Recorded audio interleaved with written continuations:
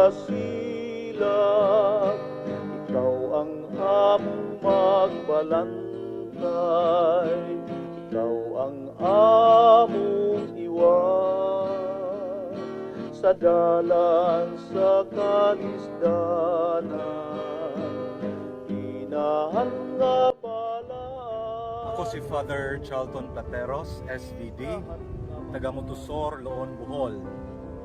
Ani ako karon sa Holy Name University Isip Chaplain sa Basic Education Department.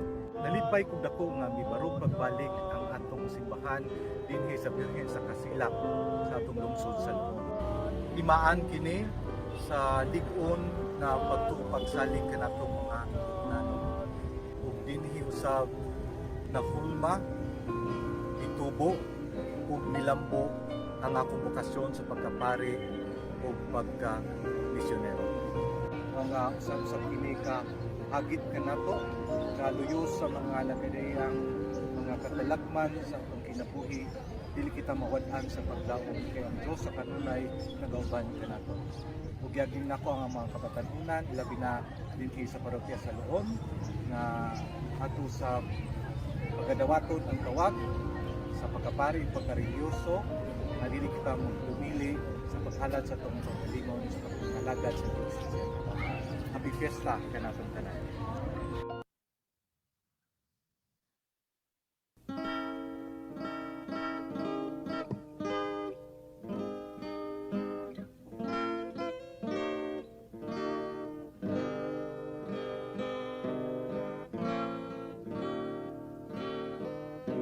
Sa kasilak, ikaw ang among magbalantay,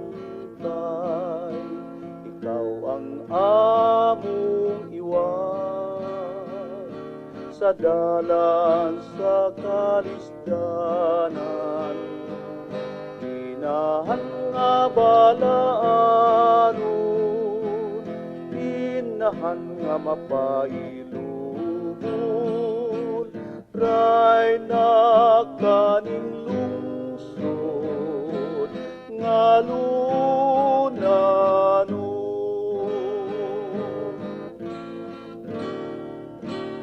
Birhen sa kasilak, ikaw ang among magbalantay, ikaw ang among iwan sa dalan sa kalisdanan, inahan nga balaanon, inahan nga mapailubon, ray na kaning lungsod nga lunano, ray na kaning nga lunano.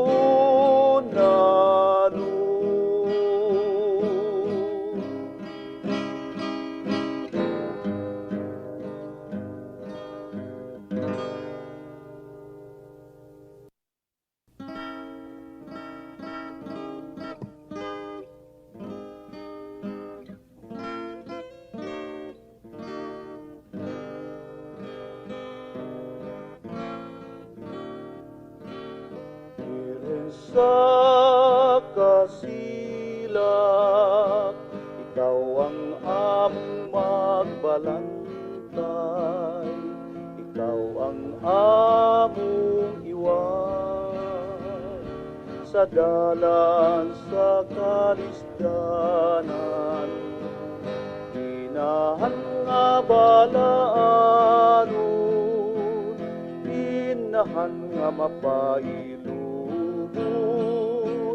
ray na kaning lungsod nga lunano.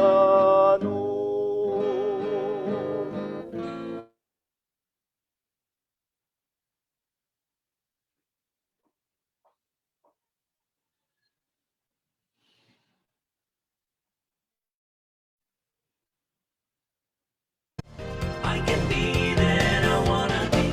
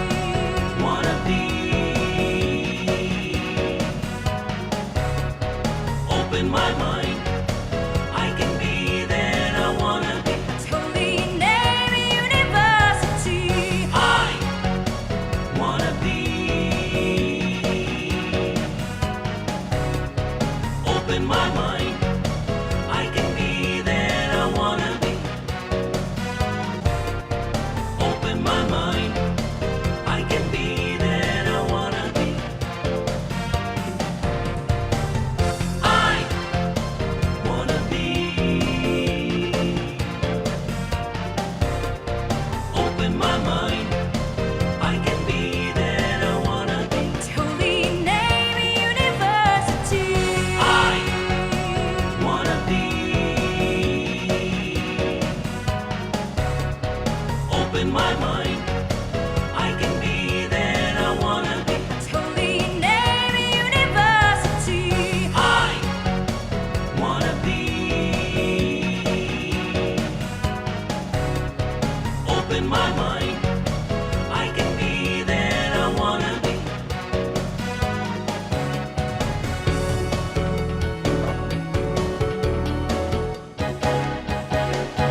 Realizing dreams.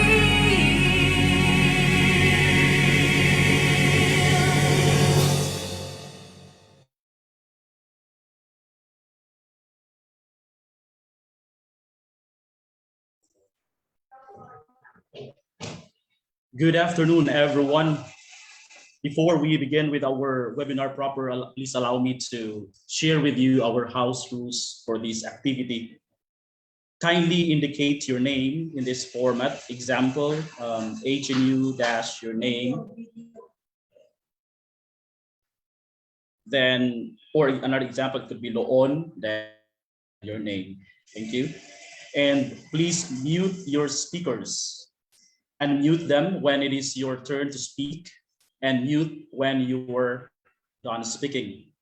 You may use the chat box to ask a question, or if you have difficulty with your internet connections. Please ensure that you are viewing the screen in side by side mode to see both the speaker and the presentation.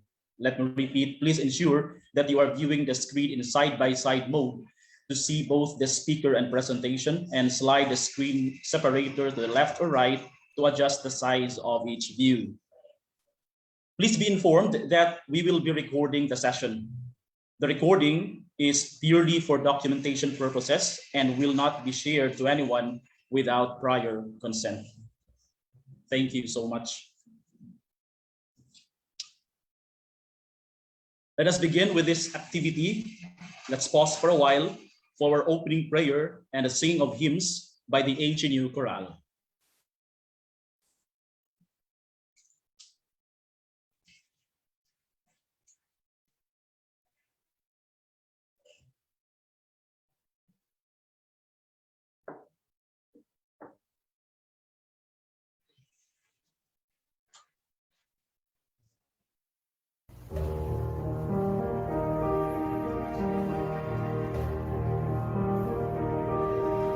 Lord,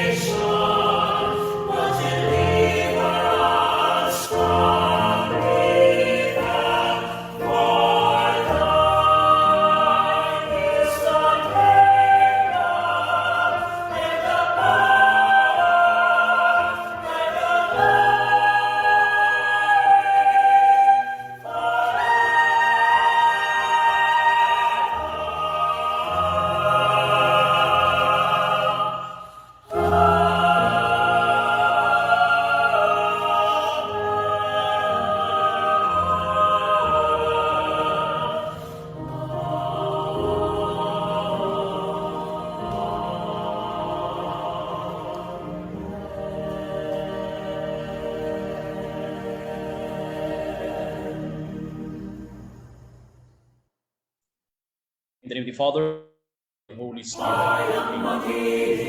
Sa silanganan, alam ng puso, sa titik mo'y buhay.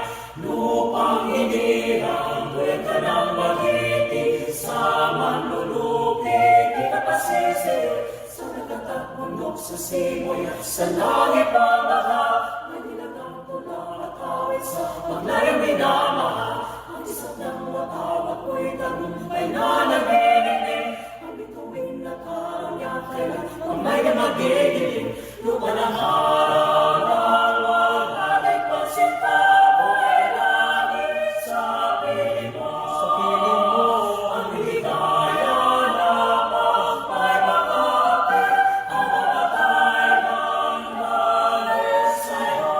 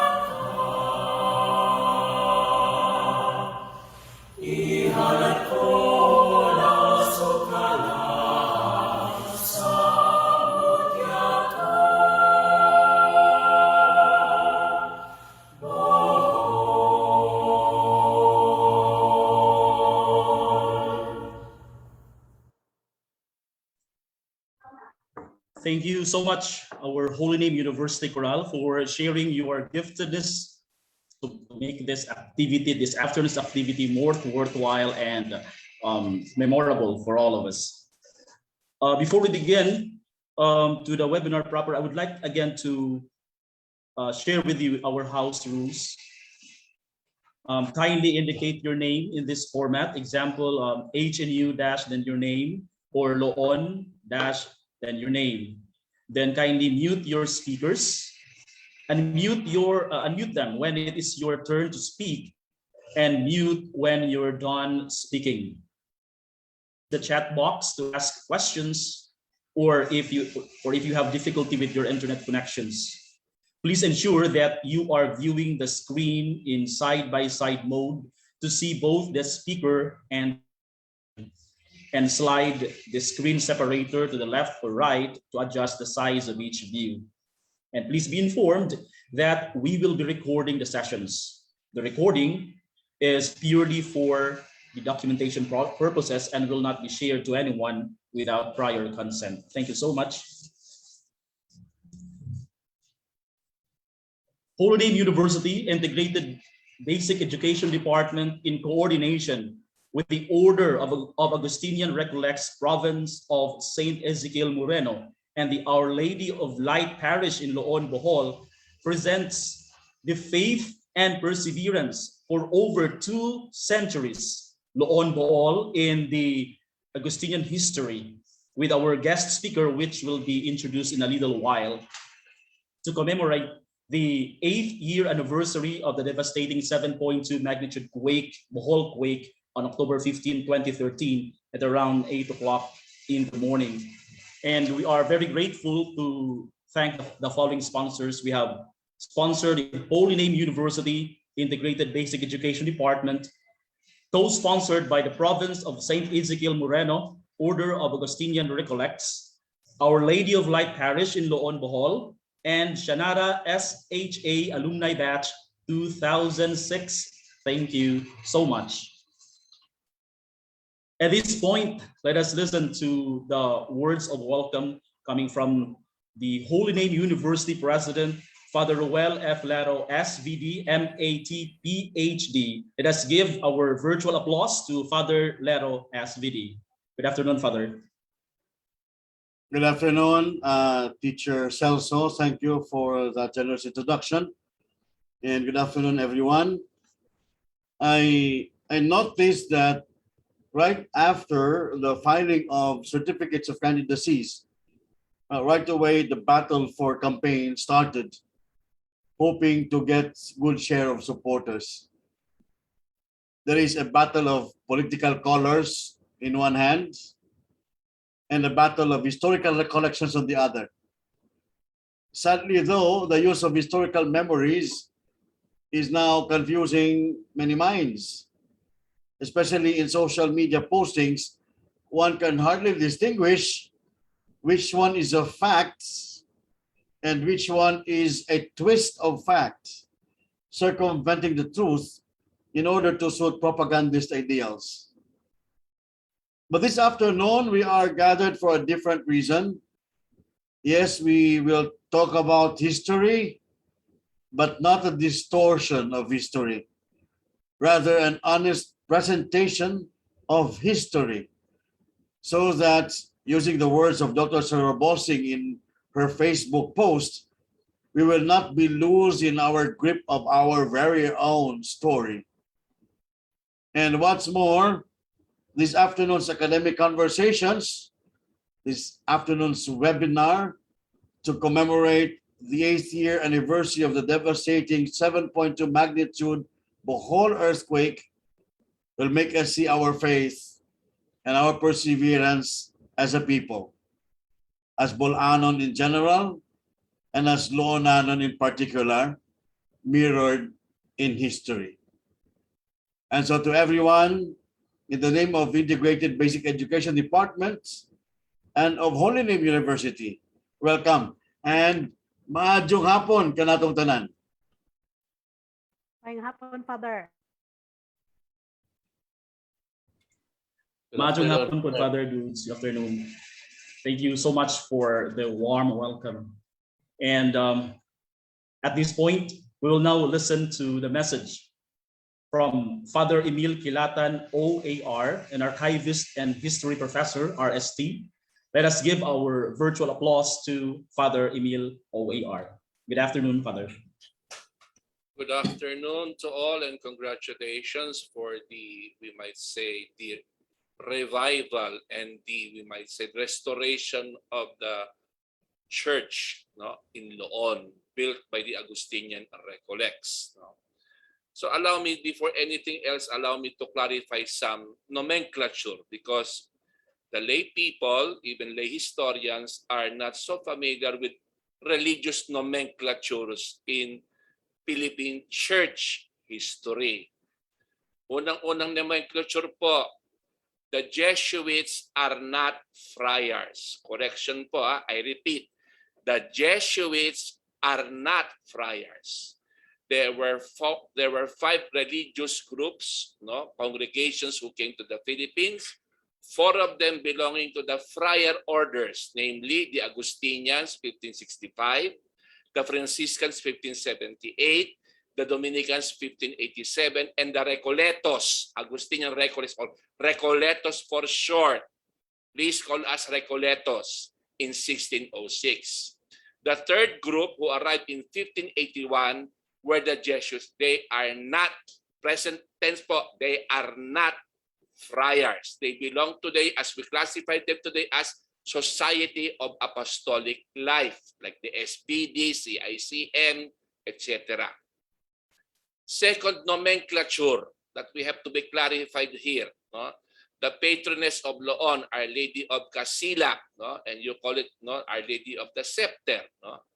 Actually, the Lady of the Scepter does not exist in our religious, no, we might say, nomenclature in the devotion of the Blessed Mother. Actually, the image of the Blessed Mother holding the scepter, what is actually Nuestra Senora de la Merced, Our Lady of Mercy. Why? Because the scepter is a symbol of mercy. No, you read the book of Esther when Esther entered the chamber of King Ahasuerus of Persia. No, and remember, she was not called upon by the king; she would be punished. No, and upon seeing the queen, no, the king extended his scepter to Queen Esther.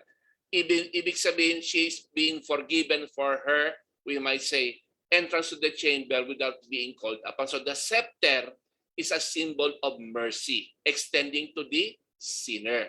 Okay. So clear na po tayo dyan.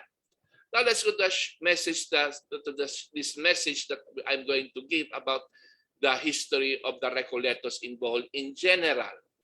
No, in 1596, no, the first group, no, to evangelize Bohol Island were the Jesuits. No, and this will be, this is the main work of your main speaker, Professor Romanillos, because this was his thesis, which he defended in Rome. No, his licentiate thesis. So the Jesuits between 1596 and 1768 founded 9 missions, no, in Bohol. We don't call it parishes, no, because the Jesuits avoided the use of parishes because they were not allowed to hold or to administer parishes. They would call it doctrinas. That's the terminology that they are using instead of parishes, because in their constitution they were prohibited to administer parishes, but they used the word doctrina. Okay, so what were these, we might say, doctrinas which they established? Hagna, Loay, Lobok, Baclayon, Dawis, Tagbilaran, Maribohok, Loon, and Inabangan, which now Inabanga. Okay, so when the Recollets came in 1768, remember in 1768 the Jesuits were expelled from all Spanish territory. The decree was issued in 1767 by King Charles III, but the decree arrived a year later in the Philippines. No, that is the expulsion, not suppression. Again, clarification. The 1767 decree of King Charles is just expulsion. They were expelled from all Spanish colonies, and they would be deported to the Papal States, no, in Rome. No? The suppression came later on, okay, by Pope Clement XIV. Now let's continue. No? When they were expelled, no, again in the same, we might say, order, somebody had to take their place, and the Recoletos were chosen. So the Recoletos were taken aback because they were surprised, because the colonial government was asking, no, 9 recollects to take over the 9 doctrinas, no, founded by the Jesuits. At that time, they could only afford 8. No, 8. No, the 9th one came later on, according to my research. No, according to my research. But however, the 8 out of the 8, no, 1 died. He was assigned in Mobo in Masbate, because when his assignment came in, the assignment which would report him to become the parish priest of Inabanga arrived, no, 2 months when he was already dead in Masbate. So they have to look for replacements. So one of the problems that the record inherited from the Jesuits, the former evangelizers of Bohol, was the Dagohoy Rebellion. So please do not accuse the friars as they were the ones who caused the Dagohoy Rebellion. It was the friars, the Recoletos, who became peace feelers between the rebels and the colonial government. And many of the towns founded by the Recollets, actually there are 28 towns between 1768 and 1922 that the Recollects founded in the island. No? And many of these towns were settlements, no, for those rebels who surrendered peacefully. So the friars were the ones who acted as peace feelers between the Gohoy and the colonial government. So do not accuse the friars that we were the ones who caused the Gohoy to rebel. Actually, it was a Jesuit priest of Inabanga. Okay, so what are the three tasks that the Recollects know when they submitted themselves to the royal order? What were the three main tasks? Of course, no. Number one, to pacify the rebels.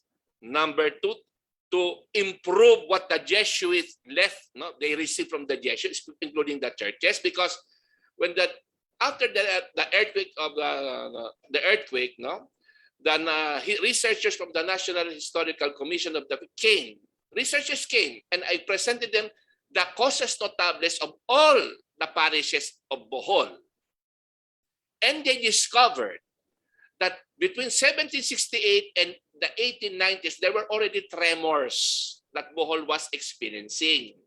And many of the churches built by the Jesuits, no, were weak. It had to be reinforced.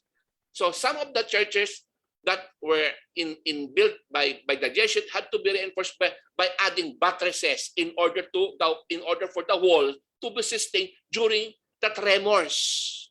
So actually, the Recoletos were the ones who improved what the Jesuit had started in Bohol, no? Including that of Baclayon Church. No? It was reinforced. No? That's why when the Recoletos left in 1937, many of these churches did not suffer, we might say, the tremors, because they were well maintained, using the materials that were supposed to be used in the sustainability of the structure of all churches in Bohol. So another thing that we have to be mind of, that the Recoletos now were also has this pastoral solicitude to the people. They never forced the Boholanos to build the church. Rather, I would say, based on our researches, that all churches in the Philippines were built out of love, not by forced labor. Forced labor is a myth created by one Governor General, Dasmariñas, who were against the Augustinians, who were missionaries in the Ilocos region. And he created this myth, which was applied to all churches. And this is not true. No? So, the new mission, no, of the Recollect from 1768 gave the Recoletos new pastoral perspective. No? And one of the things that the Recoletos is to create a self-sustaining community for each, no, doctrina in Bohol. For example, many of the Recollects left good marks, no? Like Father Mariano Gutierrez of Hagna. No? In other words, in order to maintain a parish in a town, the economic aspect is never neglected, because the economy of the town sustains the parish and the parish priest. No? That's why the Recoletos are pastors in the economic aspects of the Boholano people. Remember, the Manila paper was not invented. The Manila paper, which we know, was invented, was created in Hagna, Bohol, by Father Mariano Gutierrez. So industries, which we call vocational work today, were initiated in each town in Bohol. Now, these 28 towns, no, many of them, no, were established. No, the 26th town before the start of the Philippine Revolution was the town of Anda. That was the last Recoleto church, parish church, and town established before the Philippine Revolution. However, because of the Philippine Revolution, the Recoletos had to abandon Bohol because of the political situation. No? 50 Recollects were assigned in Bohol at that time, and they were told to evacuate because of the persecution that would be raised against them by the Filipino revolutionaries. No? So in other words, no, there was a 5-year, 7-month hiatus of Recoleto presence in Bohol. So when the American government took over the Philippines in 1898, no? When the Treaty of Paris was signed on December 10, 1898, and the implementation of Pope Leo XIII, Que Maris Sinico, that the friars can only return to the parishes if the people would petition the bishop. That was the condition. Okay, so what was the first town in Bohol to petition the Bishop of Cebu, an American? He was Bishop Thomas Henry. They were the first town. We have the letter signed by all parishioners, headed by the alcalde, petitioning Bishop Thomas Henry to allow their pastor, Recoleto, to return to Anda. That was in, we might say, 1904. The bishop wrote the provincial in asking for a Recoleto to go to Anda. And he was appointed there. Fray Calixto Gaspar Saldana, he arrived in May 1904. So after that, the next bishop, Bishop Juan Gorordo, again assigned, returned some parishes to the Recollects in Bohol. And what were they from 1904 to 1937? They were, we might say, Mabini, Valencia, Candihay, Clarin, Duero, and Guindulma. Between 1930 and 1936, the parishes of Candihay, Guindulman, Anda, Clarin, and Mabini were still under the care of the Augustinian Recollects. So, what were the two last towns and parishes founded by the Recollect during the American regime? They were Mabini in 1905 and Clarin in 1922. So, these were the two last towns and parishes established by during the American regime. So, by 1937, the Recollect Provincial and the Council decided to surrender all their parishes in Bohol to the diocese, to the Archdiocese of Cebu. Remember, the Archdiocese of Cebu, the Diocese of Cebu was raised into an archdiocese in 1934. So, and many diocesan were already being ordained, so they decided to turn over the remaining parishes to the Archdiocese of Cebu. So, even though the Recoletos left Bohol, the Augustinian Recollect sisters continued the Recoleto presence in Bohol because of their three important schools in Guindulman, Hagna, and Talibon. And many of their students entered the different congregation, entered the clerical life, and even joined the Recoletos. And thanks to the contributions of building up the religious and cultural, we might say, formation of the Boholanos, what we say, one of the most beautiful effects is that Bohol has now two dioceses, the Diocese of Tagbilaran and the Diocese of Talibon. These are evident signs of how the Recoletos were able to inculcate the religious and cultural and even economic, we may say, consciousness among the Boholanos. And because of this, even though the Recoletos are no longer there, many Boholanos, thanks to the Augustinian Recollect sisters, joined us. In other words, in Spanish, called amor, amor si paga. Love pays with love. And many of this love were expressed by becoming priests, and many of the Boholanos joined the Augustinian Recollects. Thank you. Thank you so much, Father. Your sharing made me more enlightened about the bits of history of the province of Bohol and makes me more excited for the next part of the main part of our webinar this afternoon. Without further ado, our guest speaker, or resource speaker for this afternoon, will be introduced to us by Dr. Grace Ramada. Let's give our virtual applause to Dr. Grace. Good afternoon, Dr. Grace. Good afternoon, sir, and the rest of the participants and the viewers for this webinar. It is a great honor and privilege to introduce our resource speaker for today's webinar. He is a retired full professor 6 of the Italian, Spanish, and Latin at the Department of European Languages College of Arts and Letters, University of the Philippines, Diliman, Quezon City, in 1986 to 2015. As class valedictorian, he finished grade school at South Elementary School in 1963 and high school at Colegio de Santo Tomas Recoletos in 1967, both in San Carlos City, Negros Occidental. In April 1971, he graduated from Casisiaco Recoletos with a Bachelor of Arts in Classical degree. In October 1978, he obtained his church history licentiate magna cum laude from the Pontifical Gregorian University in Rome, Italy. He pursued doctoral studies in Hispanic literature at the University of the Philippines, Diliman.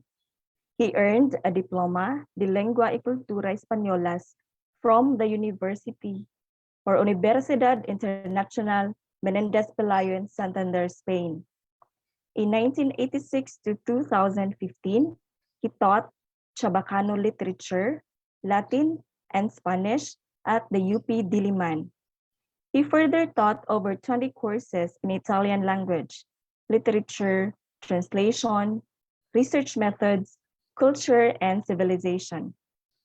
He taught Philippine church history at the University of Negros Occidental, Recoletos in Bacolod City in the summer of 1980 and at the Recoletos School of Theology in 2008 to 2009.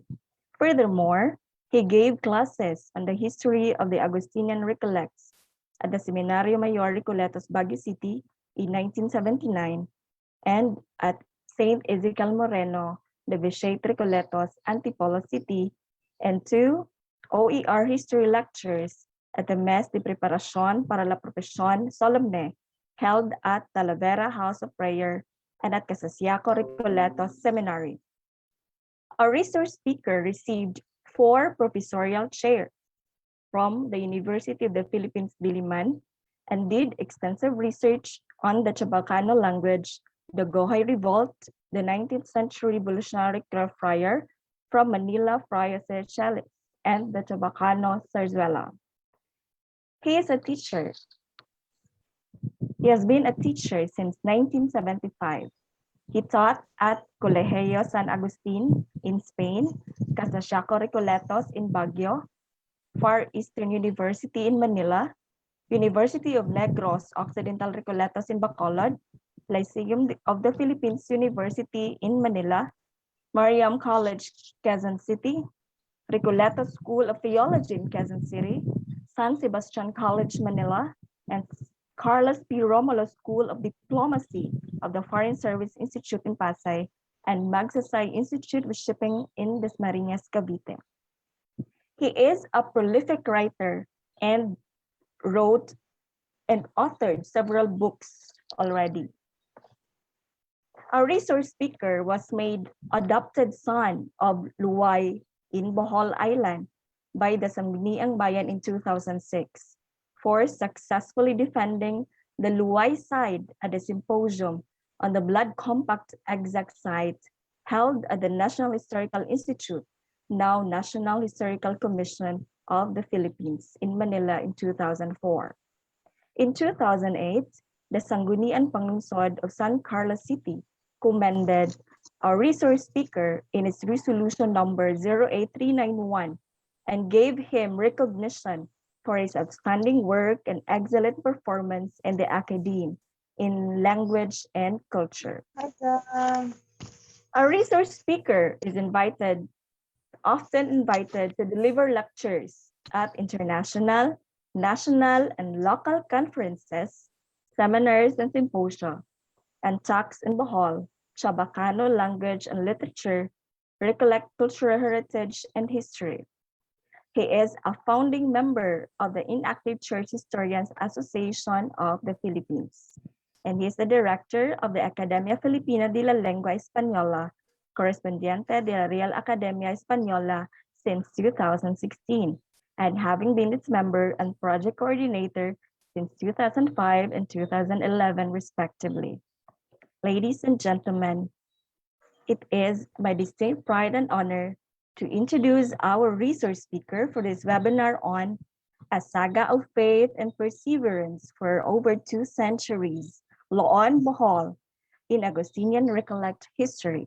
Ladies and gentlemen, a round of applause to Professor Emmanuel Luis Apuhin Romanillos.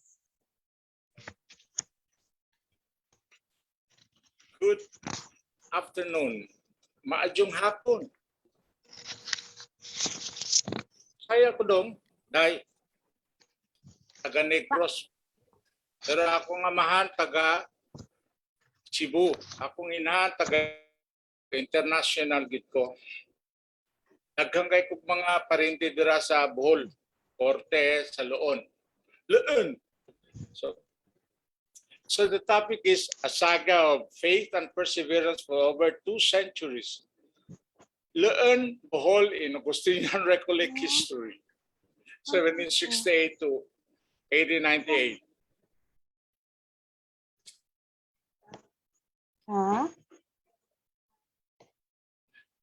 Now, Father Emil has given us a good background, the best background you can ever get from any historian available in the Philippines. But I will speak about 10 more minutes about the Augustinian Recollects. Who were they? Who are they? The Recollects were a group of Augustinians from Castile province who traced their roots to the chapter of Toledo, Spain, on December 5, 1588. Under the guidance of the Holy Spirit, moved by a special collective charism, they expressed their desire to live with renewed fervor the type of consecrated life established by St. Augustine in the Church. This is what the constitutions of the Augustinian Recollects say. So, Recollect convents for men and women were then set up. It became an autonomous congregation in 1621 under a vicar general. In 1912, they were elevated to the rank of religious order. So from a single province, St. Augustine, to the congregation in 1621, and finally in 1912 to the religious order, rank of religious order. The order of Augustinian Recollects is not the same as the order of St. Augustine or the order of Augustinian Discals. Very different. Since 1621, they were autonomous, independent. So you cannot call the Augustinian Recollects Augustinian. That is wrong, totally wrong. They were Augustinian in spirituality, in lifestyle, in charism, but they were Reformed Recollect. The order of Augustinian Recollects is now in over 20 countries and has 1,045 male religious in 2015. They are known to as Recoletos, Discals Augustinians, Recollect Augustinians, or simply Recollects. Who compose the Augustinian Recollect family? They are active nuns. We have one St. EZEKIEL Moreno Monastery in Bacolod. The religious sisters in the Philippines, we have the Augustinian Recollect Sisters, founded by Junicia and Cecilia Talangpas of Kalumpit, Bulacan. The secular Augustinian fraternities all over the Philippines, and the youths who belong to the Recollect Augustinian youth. So there are thousands in the Philippines, members of the Augustinian Recollect family. And these are the, can we see the slide?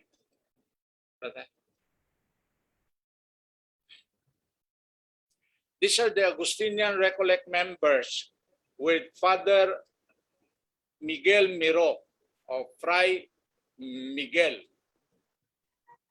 Then we have also Fray Dionisio Selma of Minglanilla, Cebu. So we have the Augustinian Recollects there. We have many other members like the missionaries of the Augustinian Recollect missionaries, the Augustinian Recollects of the Sikh, and the nuns, the Augustinian contemplative nuns. And the Recollects, the Filipino Recollects are there also shown in one event in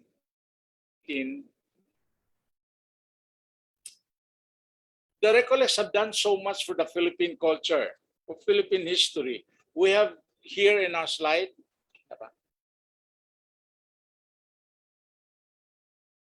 Okay, some of our Augustinian Recollect legacies.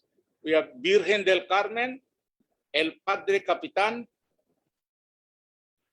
the books, 14 books of Juan de la Concepcion, the Black Nazarene, Nuestro Padre Jesus Nazareno, Tatak Recoleto yun na.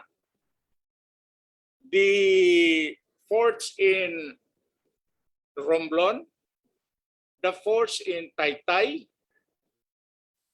the Boholano Legacies, the Church of Talibon, the cathedral now, Church of Talibon, and the Castillo de San Vicente Ferrer, or they call it now Punta Cruz. We have also universities, the Augustinian Augustinian Recollect University in Cebu, founded in 1947, USJR, the cradle of Cebuana beauties. One was from Loon, no? Gachiri Ganados from Loon, and who studied at the University of San Jose. The San Sebastian Church, the only old steel church prefabricated in Bench, Belgium. In 1881, it became a basilica. It was the oldest shrine of Our Lady of Mount Carmel. It is the oldest shrine of Our Lady of Mount Carmel, brought to the Philippines in 1618. And then we have the world famous bamboo organ. Bamboo organ. Focus on the bamboo, not on the other side, other word. Whenever you find in churches, in cathedrals, in forts, these symbols, these logos, be sure that they are Augustinian Recollects. Next. Sorry. We have here the main retablo of Hagna Church in Bohol, the Baclayon Church Missal Stand, and then Liloan Cebu Church Pediment, Puerto Princesa Cathedral Lectern, Iba Cathedral Lateral Portal, and of course, the most famous Cuyo Fort Wall, and a church inside the fort, and you have there the logo or the coat of arms. The old coat of arms are the Talavera de la Reina in Toledo, not Cebu, Toledo, Spain. So that was one of the first logo of the Augustinian Recollects. When you study or when you research on the Recollects, you have got to go to this Archivo Histórico Provincial, the Archivo de Fotos de los Agustinos Recoletos, Marsilia, Navarra, Spain. The monastery of the Cistercian Order of Marsilia, Navarra, built in 1773 up to 1783, was expropriated by the anti-clerical liberal government in 1835. It was bought by Jose Francisco Elors, whose heirs sold it to the Augustinian Recollects in 1864. The order's theology school for Philippine missionaries was established in September 1865. Now, it is a white elephant. There's no more community, but the Augustinian Recollects maintain the Archivo Histórico Provincial And this Archivo Histórico Provincial has all the histories of the recollects in the Philippines, written historical accounts written by friars, by the priests assigned in, because they were mandated by the superior provincial, by the prior provincial to write the history. So we have here the more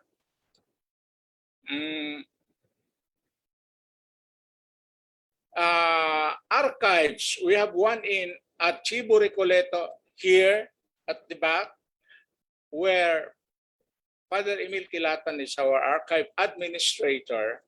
And we have here available almost all the documents found in Archivo Histórico Provincial in Marsilia, Navarra, meaning in digitized copies. So we have here, I am now in Bulwagang Recoletos.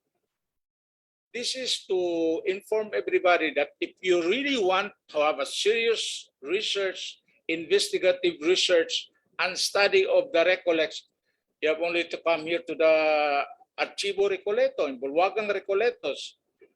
And you can find almost everything you've always wanted to know about the Recollects without going to Spain, without going to Rome. Because here, we have all these facilities. We have a museum, we have the St. Augustine Library, we have the Conservation and Restoration Laboratory, and of course the Juan de la Concepcion Archivo Recoleto, available, of course, for a small fee. I was told by Father Emil that the Libro de Cosas Notables, where you find histories, historical accounts of Gindulman, of Loon, of other towns in Bohol, for a mere fee of 20 pesos. That is today for the National Historical Commission price. So we have here much available in the archives of the Augustinian Recollect here in Archivo Recoleto.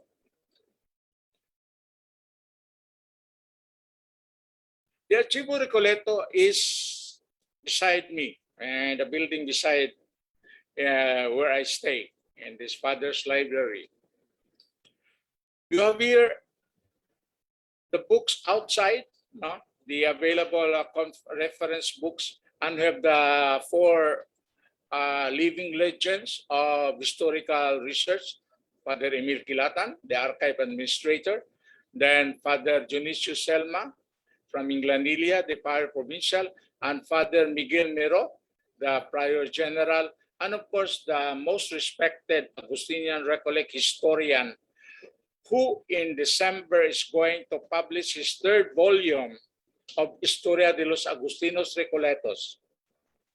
In the 2nd volume, Father Cuesta, the white-haired, tall friar, has almost 1,000 pages of historical accounts of the Philippines in the vast history of the Augustinian Recollect. So we expect another volume, the 3rd volume. We'll show you which book later. As Father Emil had said, amor con amor si paga. Love is repaid by love. So the order of the Augustinian records have done so much for the Filipino people, for the people, especially Bohol, from 1768 to 1937. It is only fitting and proper for the Catholic families of Bohol to repay that love to the order of Augustinian Recollects by giving back their children to the service of the people of God in the Philippines and in the foreign missions. We have here the list of friars, living friars, Punyao of Carmen Amparado of Gindulman, Pilasar of Gindulman, I think, Tubio also, Bertudas of Hagna, Cadilinia of Hagna, Granada of Gindulman, Galanido somewhere, Hamo of Mapiniro of Hagna, Pahamutam of Tagbilaran, Melgaso of Gindulman, Bitangkor of Tagbilaran, who's going to be ordained on coming December 4, Domingo Saladaga, Baygan of Hagna, Galinato or somewhere in Bohol. Gindulman, Bohol. And of course, the most revered Lino Agono de Cortes, deceased, patay na po, and Celestino Cachapero of Gindulman, who died in Taiwan. Now, what do we have in the archives? We have all these. So I remember a story, not a story, I saw details of some historians who went to Bohol and they talked to the Boholanos, teachers and other historians, said, these are the things you need in order to do research in Bohol. They said so many newspapers and magazines and books and etc., but they never mentioned the Augustinian Recollect sources. That was the big problem. Many people or many so-called historians or church historians or art historians or music historians would talk about Baclayon, but they never saw the Cosas Notables de Baclayon, which is available, the Cosas Notables singular, which is available in Archivo Recoleto. I will not mention the names anymore, but they have to know that we have these manuscripts, archival manuscripts. But if you really want to know about the history, you also you must know Spanish. And not only Spanish, you have to know paleography. Paleography, that's the word, not the other word. So, if you know Spanish, but you don't know how to read, yung handwriting nila, parang kahig manok. So, sayang na lang ang Spanish mo. But it's not the ordinary Spanish. This Spanish belong to the 17th, 18th, 19th century. So you have to have a good dictionary. And so whenever you want to talk about these towns, 28 towns in Bohol, go to the archive, Archivo Recoleto, and ask for the Cosas Notables. Kasi the Cosas Notables, for example, here for example, in Lobok, in 1888, 300 parishioners of Lobok died of cholera. So you have to know ito in these manuscripts, ito sa Mariboc din. In Mariboc manuscript, it says that because the parish priests were mandated by the superiors, by the priors provincial, to research further on these manuscripts, on the towns na kailan ginawa yung Castillo di San Vicente Ferrer in Mariboc. So, ang tawag ngayon Punta Cruz. 1796, nandito. Sinong gumawa? Si Padre Emmanuel de la Virgen de Trinidad. So, nandito lahat yung So, yung Historical Commission of the Philippines should know that here is just what you really all you want to know about the Recollects. You don't have to go to Spain where the Archivo Histórico Provincial. You don't have to go to Rome for the Archivo General, de los Agustinos Recoletos, or tawag na doon. Archivio Generale de l'Ordine degli Agustiniani Recoletti. So, you don't have to go to Rome or to Navarra. Nandito right here. My goodness, I have to insist because there was another teacher who went to Tagbilaran in History Goes to the Barrios and was talking about every sources possible, but did not mention the Archivo Recoletos. Archivo Recoletos. You have the history of Gindulman. Si John Boy Amura. John Boy, hello. So from Gindulman, got copies from the Archivo Provincial de San EZEKIEL Moreno and the other archivo. So it's all there. You only have to know Spanish and you know how to read handwriting, Spanish handwriting.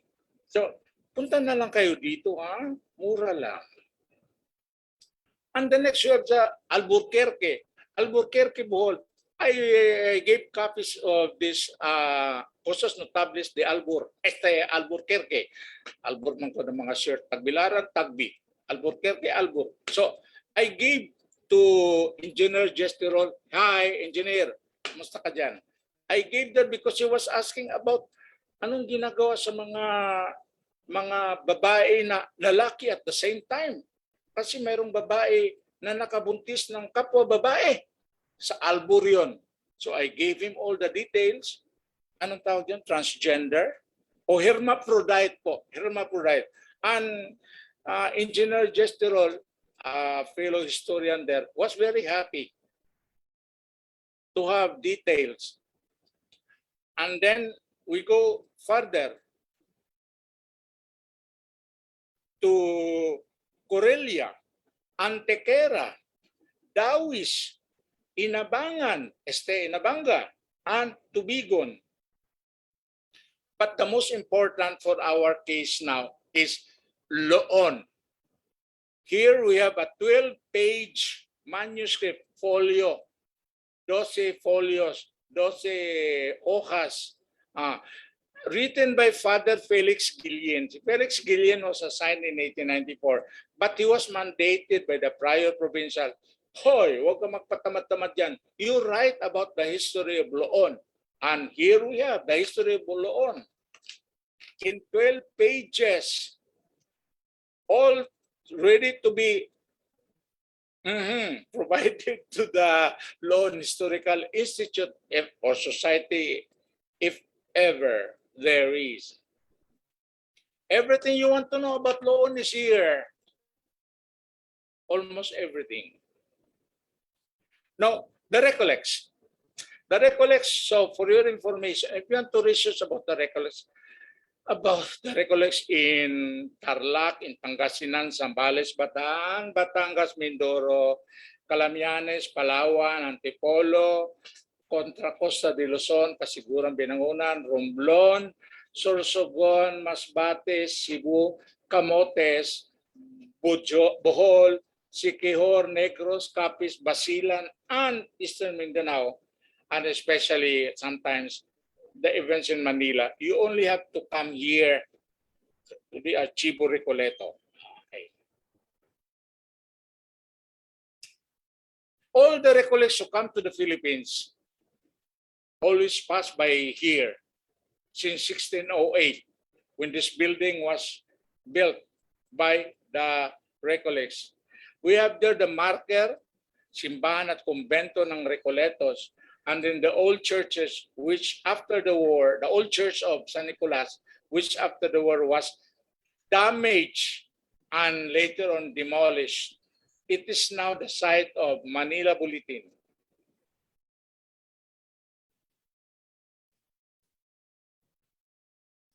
Now all these Recoletos who come to the Philippines, most of them are from Spain. Meron din mga Mexican, merong isang Italian, but they always come to the Philippines in groups, most of the time in groups. We have the 18th Recollect mission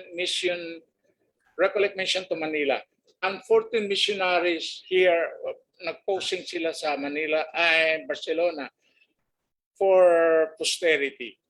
Two of here were Jose Rada and Leon in Chausti.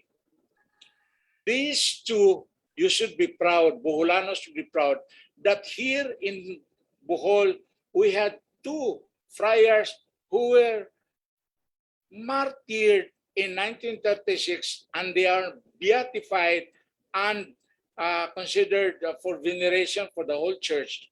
And two of them were assigned in Bohol. One of them, Leon in Chausti. The other day, somebody from Dimiao asked me details about Jose Rada and Leon in Chausti, because they are planning on November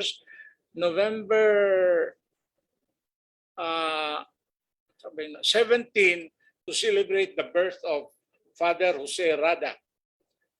this priest, Blessed Jose Rada.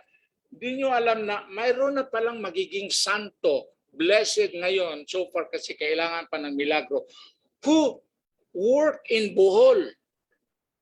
That's a good reason to celebrate and to be proud of Bohol. Kasi mayroon kayong dalawang magiging santo, milagro na lang. Now if we promote these two, Blessed Jose Rada and Blessed Leon and Chausti, for sure, more help, more miraculous healing would come to the Boholanos. So ito si Leon and Chausti, no? From Vizcaya, Spain.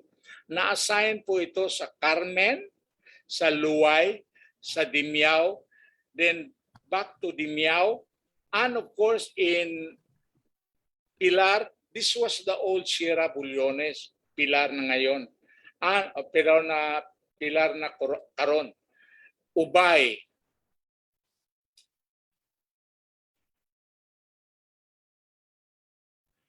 Blessed Jose Rada, na-assign na-ordain sa Cebu, studied Cebuano in Liloan, Cebu, na-assign sa Bilar, sa Dimiao, Pilar, Bilar, Kandihay, and finally, yun na nga, Kandihay, Sierra Bullones, all Sierra Bullones. So, the Boholanos should be proud.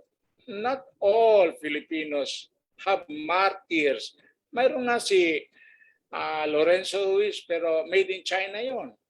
Si San Pedro Calungsod, made in Guam.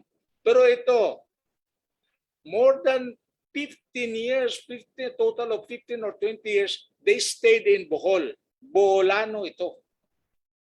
Maron, Bisayan, Cebuano. Now, kaya nga si Father, si Monsignor o Bishop Leandro,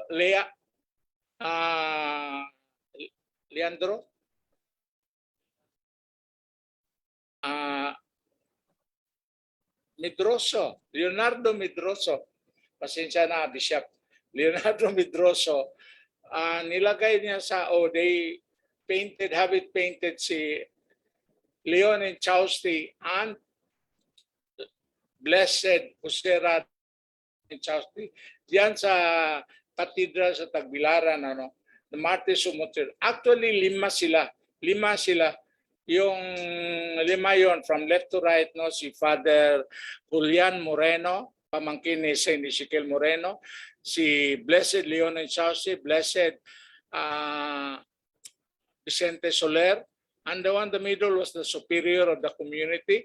Then Blessed Vicente Pinilla, na-assigned sa Batangas and Mindoro, and of course si Blessed Jose Rada, Boholano. So si Bishop Medroso, binigyan ko ng professor when I visited in 2006, sabi niya, how do we know the lives of these two Boholano blessed? Blessed, plural yung blessed. Leon and Chausti and Jose Rada. Because we're supposed to promote them here in Bohol. So binigyan ko ng life ng dalawang beato. Now, going back to the Jesuits came to the Philippines, as Father Emil said, in 1581, and they came to Bohol in 1596. They built the church not before 1596. As many of you have said, Baclayon Church is the oldest in the Philippines, built by the Jesuits in 1594 and 1595. Pero ang problema, the Jesuits came on 17th of November 1596. How can they build a church when they were not there in Baclayon? Ano ba kayo? So, mahirap paniwalaan yun. So, only the churches of Baclayon and Lobok remains after the restorations, of course, in the wake of the October 15, 2013 tremors, mali yun, 2013. We must give credit to the Society of Jesus for the enduring legacy of Christian faith bequeathed to the people of God. We have here the old church of Baclayon and Lobo and the belfry of Lobo. Remember that the base of the belfry was Tatak Jesuita. Ngayon kung tagilid yan, do not blame the Recollects na the second tier sa recollection. Ang pundasyon po ang dapat pag-isipan. Never mind.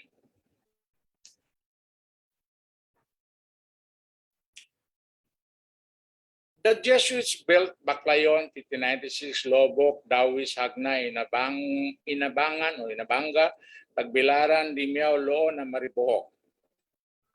The Doctrinas. And then here we have the Jesuit missions were the first group in the Visayas to receive. After over 100 years, the Jesuits were expelled from the Philippines. And from Bohol, they were expelled on July 3, 1768. Si Infantry Lieutenant Don Juan Llorens was commissioned to execute the royal decree of expulsion. He rounded up the 11 Jesuits scattered in 9 Bohol parishes and boarded them on a ship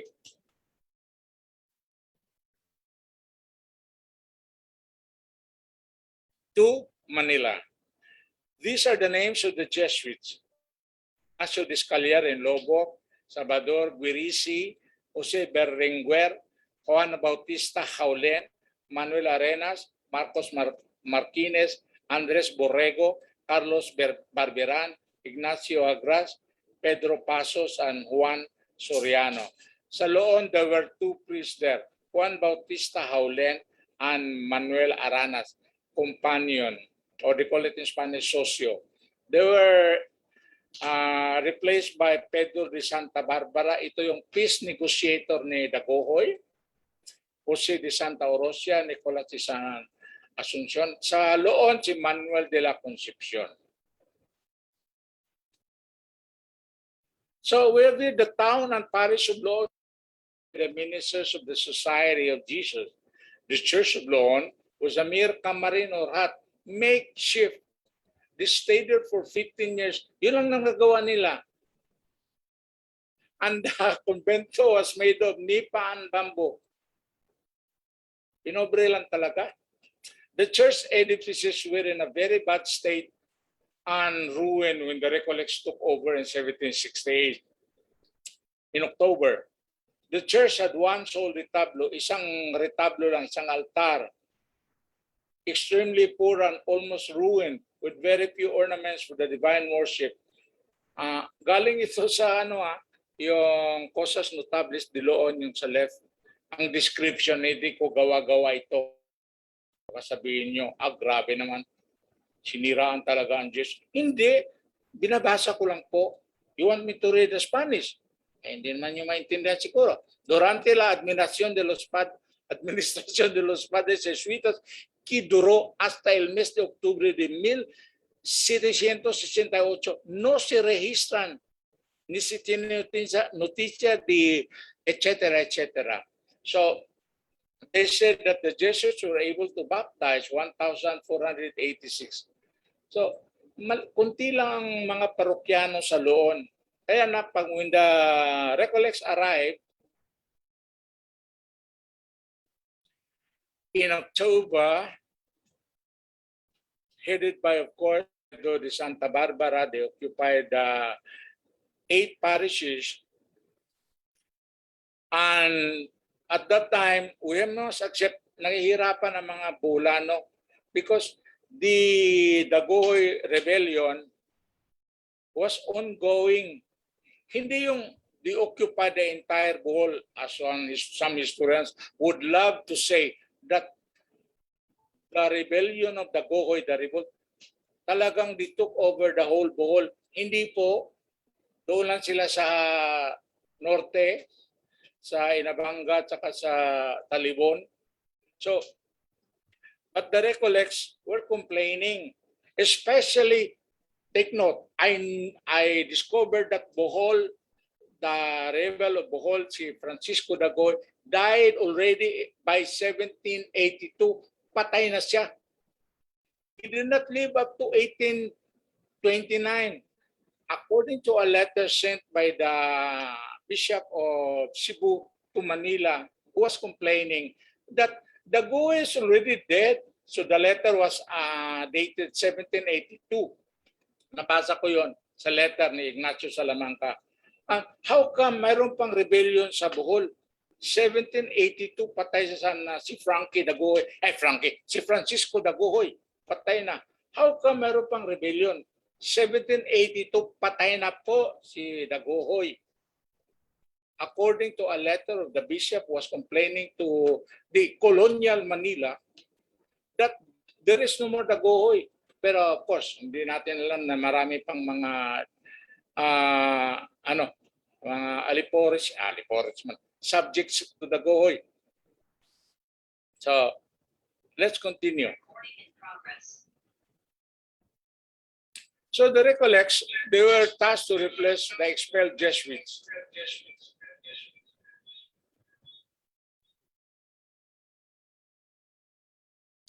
This book, Historia de los Agustinos Recoletos, describe almost all the everything Boholanos, and especially the second volume. This is the first volume. These were the towns established by the Recollects and the civil authorities. You know, Dagoy had nothing against the Recollects. The Recollects were allowed to baptize the people of Dagoy in the mountains of Danao, Inabanga, Talibon, because he said, ang aming kaaway ang mga Jesuits. Sinabi ni Dagoy yun, hindi sinabi ko. So, wala na yung mga kaaway natin. Kasi you know the history of Dagoy. Of course, if you have watched the play Dagon sa Huyuhoy, basta yun Dagon sa Huyuhoy by Nito Luspo and Gadilabad, the Jesuits were the cause of the rebellion. Pinatay yung kapatid ni Dagohoy doon sa bundok, kalaban yung remontado, yung isang rebelde na pinababa niya. The brother was a constable. Jewel, patayan Ewan ko lang paano, machete or basta namatay yung kapatid ni Dagohoy. Sabi ni Padre Gaspar Benito Morales, sabi ng stubborn, hard-headed Jesuit, hindi ko sinabi yun sinabi ng ibang historian. Ayaw niya ilibing sabi ng iba si Sagarino Dagohoy, ayaw na ilibing. Hindi, gusto niya ilibing pero magbayad muna ng arancel. Kasi patay, ililibing. Pera din yun. Pera na sisingilin. Ayaw magbayad si Francisco Dagohoy kasi daw, inutusan ng pare na huliin yung si walang pangalan. Sabi naman ng isang historian, si Sagarino daw yung hulin. Hindi, si Sagarino yung kapatid ni Dagohoy.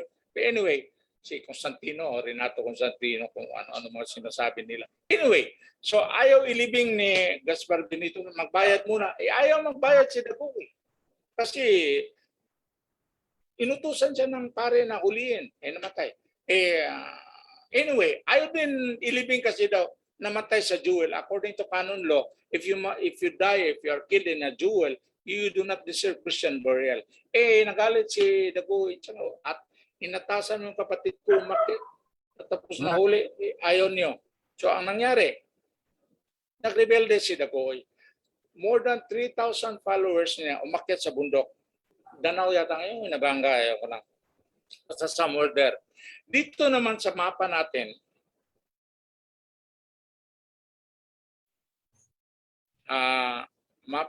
dito ang mga lungsod, ang mga bayan, sa Bisaya lungsod, parokya na ginawa ng mga Recoletos. Okay? Kung iba-iba na ngayon ang mga santo, hindi ko kasalanan yun Basta ang mga original name niya, Holy Name of Jesus. Ngayon, Santo Niño na.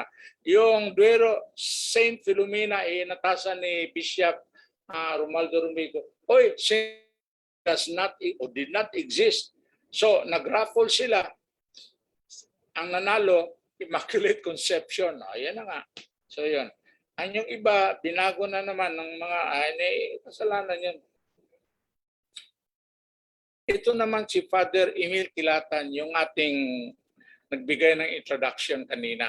So, dito sa Bohol, ito yung nagawang mga parokya. Father Emil is a church history professor sa Recoletos School of Theology, University of Tomas Central Seminary, Immaculate Conception Major Seminary in Giginto, Bulacan, and he has been for a long time archive administrator at Chivo Recoleto here. So ito yung gawa niyang research. Bibigyan na lang kayo ng kopya kung gusto niyo. Ano yung the map of Bohol? So kanina at hapon ba yun? May lindol na naman. Sa bayan na naman, no? So, ganun. Nasa timeline tayo. Timeline, sa fourth line. So, we're talking about Loon. Felix Guillen was assigned in 1894. Sinabihan siya ng probinsya. Ano ito? Batas, dong. Ito. Na to write something, to research. Ha? Laro. Naman, kaluwang. Ipakimute na lang yon, makikumpetensya man po na po, naunsa man mo. So, Dong, hilom dong, madaot ta Please dire. mute yourselves. So, Father Felix Guillen de San Jose came to Loon in 1894. He was told by the provincial, please write the history of the Augustinian Recollects in Loon. Itong ginawa niya, 12 pages. Oh, Jeep.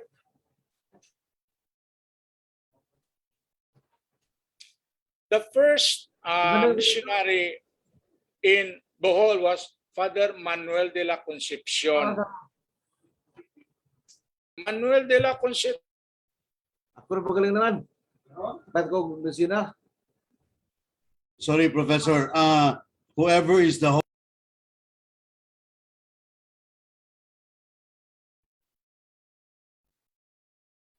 Manuel de la Concepcion was the first missionary. Ito siya galing ito sa norte. He came from the north. Then he was captured by the Moros along the way in near Manila when he was going to his assignment. Manuel de la Concepcion. Okay. And so when he came to Bohol, to Loon specifically, he found also the same situation. The Moros were attacking the missions in the Philippines. Okay.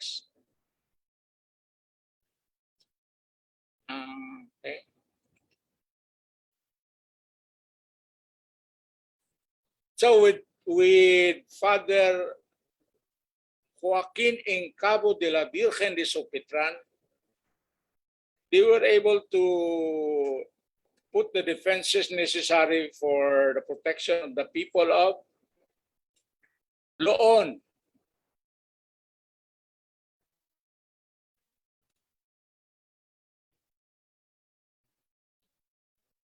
So, Father Manuel de la Concepcion was the parish priest. Ang assistant niya si Father Joaquin in Cabo de la Virgen de Sopetran. So, as mentioned here, saan ba yun? Ito. So, he was named superior and parish priest of Loon at that time when the Recollects were handed the administration of Bohol.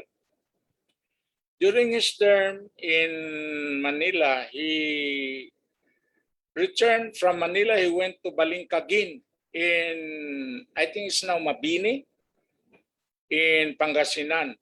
And on the way, he was captured by the Moros. So, biktima na ito ng Moro si Father, the first parish priest of Loon, Manuel de la Concepcion. He was captured by the Moro pirates on the way to Balingkagin, and he was ransomed. You know, the Moros captured many recollects, even provincial, and paying recollects had to pay large sums of money, up to 500,000 in our equivalent now currency. And si Father Manuel de la Concepcion binayaran lang 1,000 pesos. Hindi itong 1,000 ngayon na mayroong 3 tao. No, 1,000 could be worth mga 100,000. Mahal na business yung piracy and ransom noon. Kaya, of course, until now, ongoing pa rin doon sa with our Muslim brothers in the Visayas and Mindanao. So, balik tayo kay ano. So itong si Father Joaquin de Laviren de Supitran. So this was the second assistant parish priest of Loon. So you should be proud, may naging obispo na parish priest yan sa Loon. Obispo ng Cebu, si Joaquin de Laviren de Supitran, Joaquin Incabo. He is remembered always as a very generous, very kind priest, and he constructed the hospital. And of course, he rebuilt the Cebu Cathedral, and he was happy to bless it, to bless the cathedral. He died in Cebu. He was buried in the Our Lady of the Immaculate Conception Church, now Our Lady of Mount Carmel Parish Church, in front of Freedom Park or Carbon. Now, the second assistant parish priest was Bernardo Agustin Herrera de San Agustin. The parish priest was Joaquin Lopez. Ito yung mga dalawang pare who were so much. He was assigned in Bohol, in Baclayon first to study Cebuano, because no priest could be assigned to a parish if he did not know the language or the dialect or language na lang. Kaya Cebuano is a language eh. Di ba, Father Jess? Parang Jess. It's a language. Si Bisayan, Cebuano. So, mayroong examination sila, proficiency examination by those experts also in Cebuano who were also priests. So, if any priest came to the Philippines, he must first stay in that place where he was going to Basan and to learn the language of the place. Itong nangyari kay Bernardo Agustin. He was sent to Baclayon. Then afterwards, in 1770, so 2 years after the takeover, the Recollects of Baclayon, of Loon, he was sent to Loon as assistant parish priest. In the book of Fidel de Blas, the book we showed before, Father Bernardo was listed as parish priest in 1778 because up to 1778, nandoon siya parish priest. In 1778, he became the provincial secretary. So he had to go to Manila in Intramuros, what is the bulletin now, building now. And Sadaba, the biographer, told that he returned to the Miao in 1781 to 1785. In 1791, he was provincial councilor, meaning the advisor of the prior provincial. He died in 1821 at the age of 78, sorry. 17.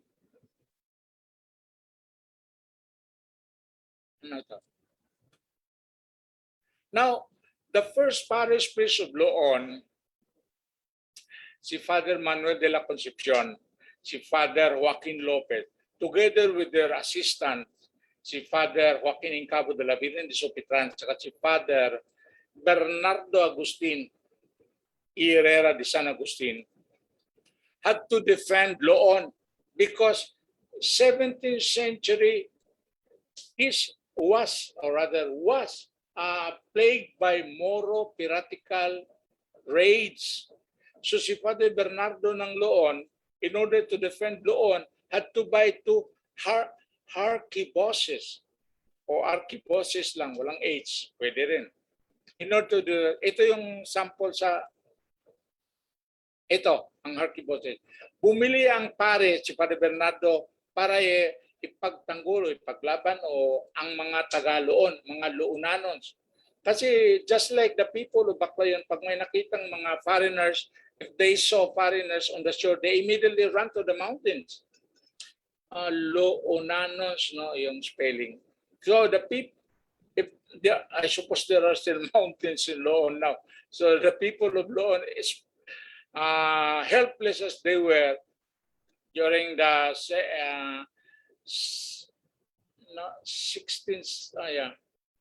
1670 dapat ito, sorry. They escaped to the mountains. The Moros, they robbed their harvest, livestock, took them as captives regardless of age or sex, subjecting them to tortures and forced them to renounce their Catholic faith. It was not enough for the records to snuff out the divine fervor in the hearts of the records. Who were not afraid of putting their lives on the line in order to defend and save the properties and lives of the Loonanons. Here we have Father Joaquin Lopez in 1771, 1780, yeah, kasi 1768. Okay. He purchased, siyempre from Manila, 5 falconets, cannons, and yun. Of course, together with the cannonballs and powder. And he taught the people of Loon how to use the cannons, small cannons. He further trained the parishioners how to handle other and assigned sentinels to watch over the town against Moro pirates in order to avoid surprise attacks.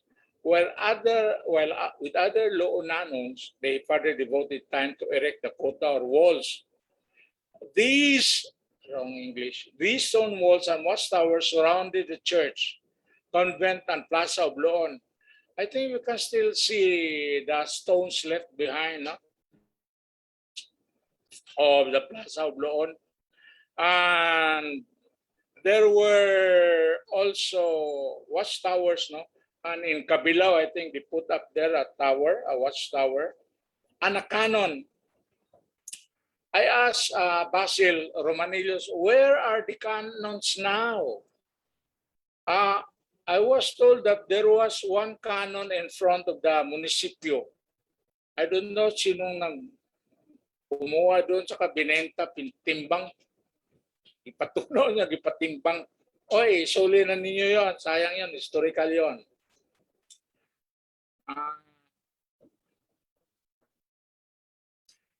So yung parish, Father Joaquin de la Virgen de Rosario, was holding the cross in one hand and the other hand with the weapons to defend his parishioners. He also built other church structures and supervised construction projects. They were accomplished for their usefulness as well as for the improvement of the Lord's temple. In this manner, at the cost of great sacrifices, Father Joaquin Lopez could put the main retablo in place and the 2 lateral retablos of the old church. This was the late 18th century when the first stone church of Lorne was built.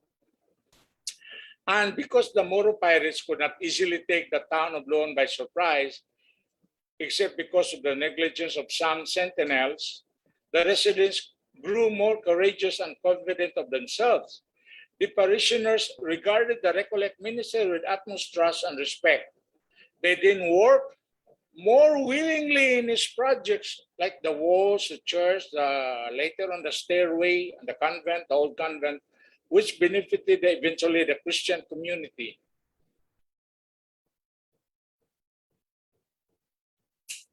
The Recollect successors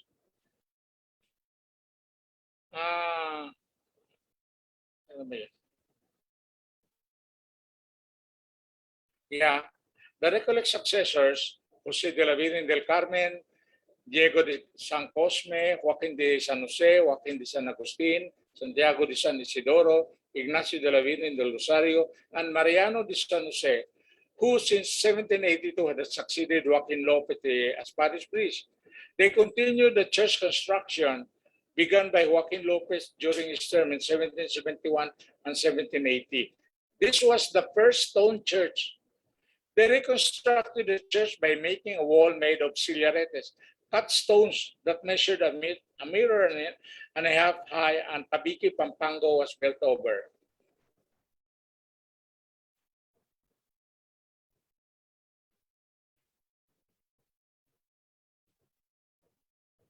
The succeeding priest embellished his church with ornaments and sacred vessels for the greater splendor of divine worship. They went on to, with their projects to protect the town with stone and mortar wall and enclose the church complex. We can still see the remnants of the walls around the plaza now. And they constructed defense posts in strategic places like in Cabilao Island that face Sibunga.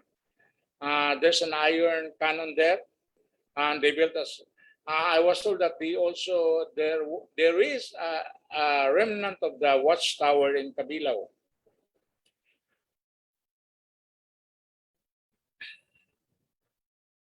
The people of Loon witnessed the great sacrifices of the Recollect missionaries who underwent with the job to improve the spiritual welfare and material plight. They saw the gains and benefits they were enjoying while they were working side by side with their ministers. They observed that while the situation of long-lasting peace and order from which they benefited, all these favorable conditions brought about an increase in the number of mountain people who abandoned their shanties in the forests and mountains and descended to the lowlands. Thereafter, they asked to be instructed in the Christian doctrine and receive baptism. The parish priest, Father Pedro Polo de la Virgen del Carmen, from Spain, of course, assigned to Panglao after Cagayan de Oro, and he was in Loon in 1841, Calapi later on. After some years of assignment in Spain, he returned to Manila, to Cavite, and he died in Imus. When Father Pedro Polo took charge of Loon, he saw that the old convento was too small, and each of the ministers, he constructed a new and bigger convento wholly made of stone and was very solid and strong. This convento still stood in 1925. And I think this became the Sacred Heart Academy. And this was destroyed during the earthquake of 2013. Pero ngayon, pinapagawa na rin. Ito na naman ang magandang balita. Si Father Antonio Yus de la Concepcion built the Inangangan in 1847 to 1850. He was parish of Loon in 1847-1850. Walang patawa dito. He was an indefatigable minister. And what he did in 3 years of service in the parish seemed beyond belief. Tinayo niya yung Casa Real beside the convento, as well as the Casa Tribunal at the foot of the Inangangan, or the 198 steps. Pero one blogger and repeated by another blogger who repeated the same blog and mentioned 174 steps. Ay, sino nagnakaw ng anong ilang steps yun? Nawala na. So, hindi yun 174, 198. Excuse me ha. So, itong ginawa Antonio Yus. Unfortunately, I was informed by Father Neil and the other archivists in Rome, in Spain, in the provincial curia, that there is no picture or photograph of Reverend Father Fray Antonio Yus de la Purisima Concepcion. Yung Fray meaning ano yun, brother of the congregation or the order, brother Fray from Fraile, frater. So, Antonio Yus, siya yung gumawa ng inang-angan in 1847 to 1850. Yung mga taga-Bohol, taga-Loon will know what I'm talking about. No? This is the 198 stone steps. Kasi daw nahirapan ng mga tao, no? Umakyat o bumaba doon sa dagat. So, pinagawa niya. According to the Libro de Cosas Notables 48b.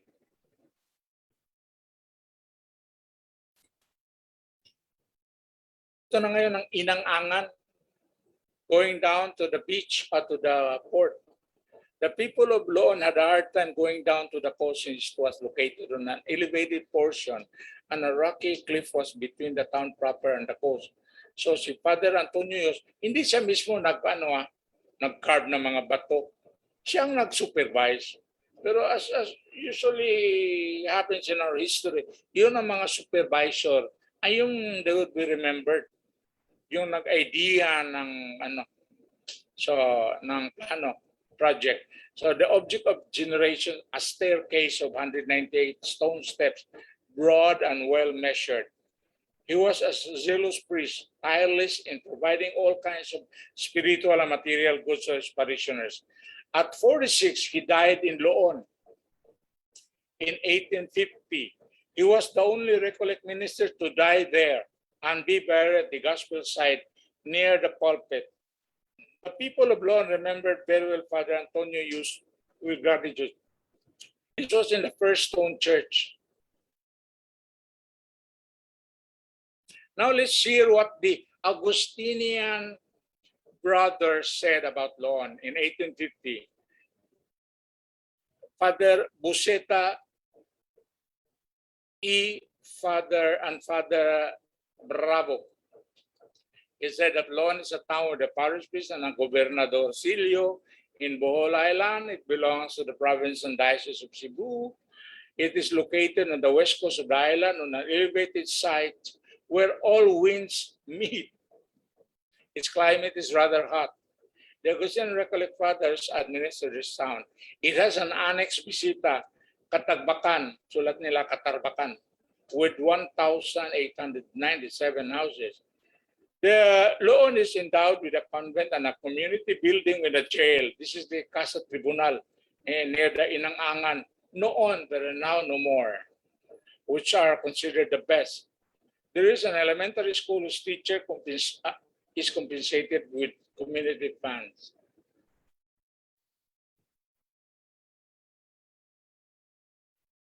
The church is an average structure. So ito yung first stone church. Kasi ang first church was made of nipa and bamboo lang by the Jesuits. 15 years lang mga Jesuits at Bohol. They had no time to build a church like as big as Lobok or Baclayon. So the parish priest built the average lang. Anong karakter ng mga inhabitants? Sabi dito, is no different from that of the forefathers. They are indomitable, mga gahig-ulo.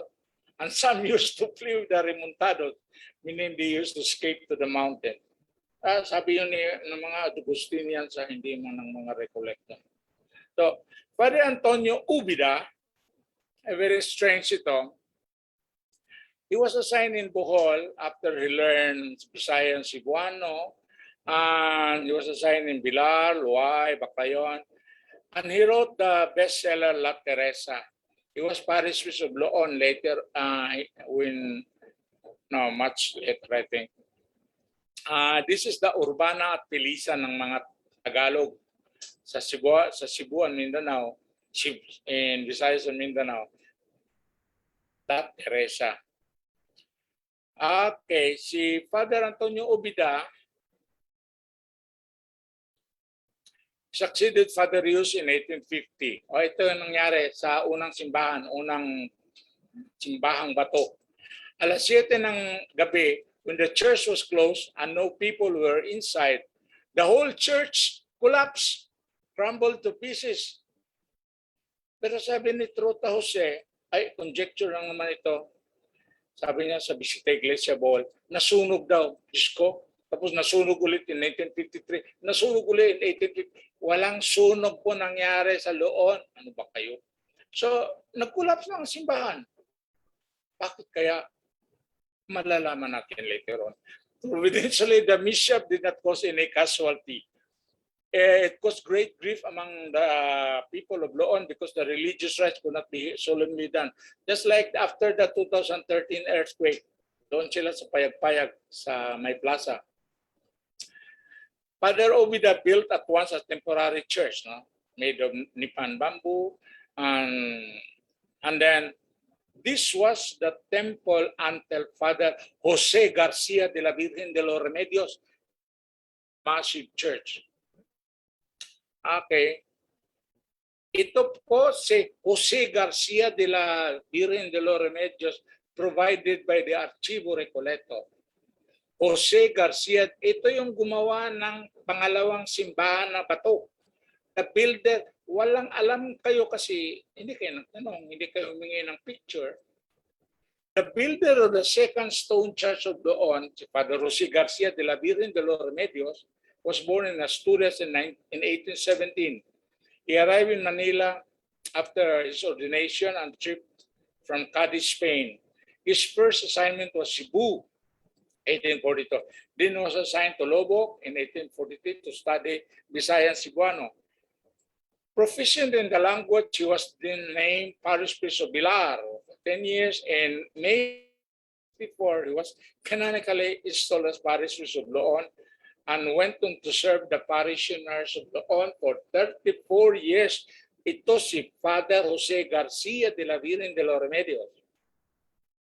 He retired later on in Tubigon in 1891, and he resided in the convent of the Recollects in the Immaculate Conception in Cebu City, now known as Colegio de University of San Jose and Our Lady of Mount Carmel Parish Church.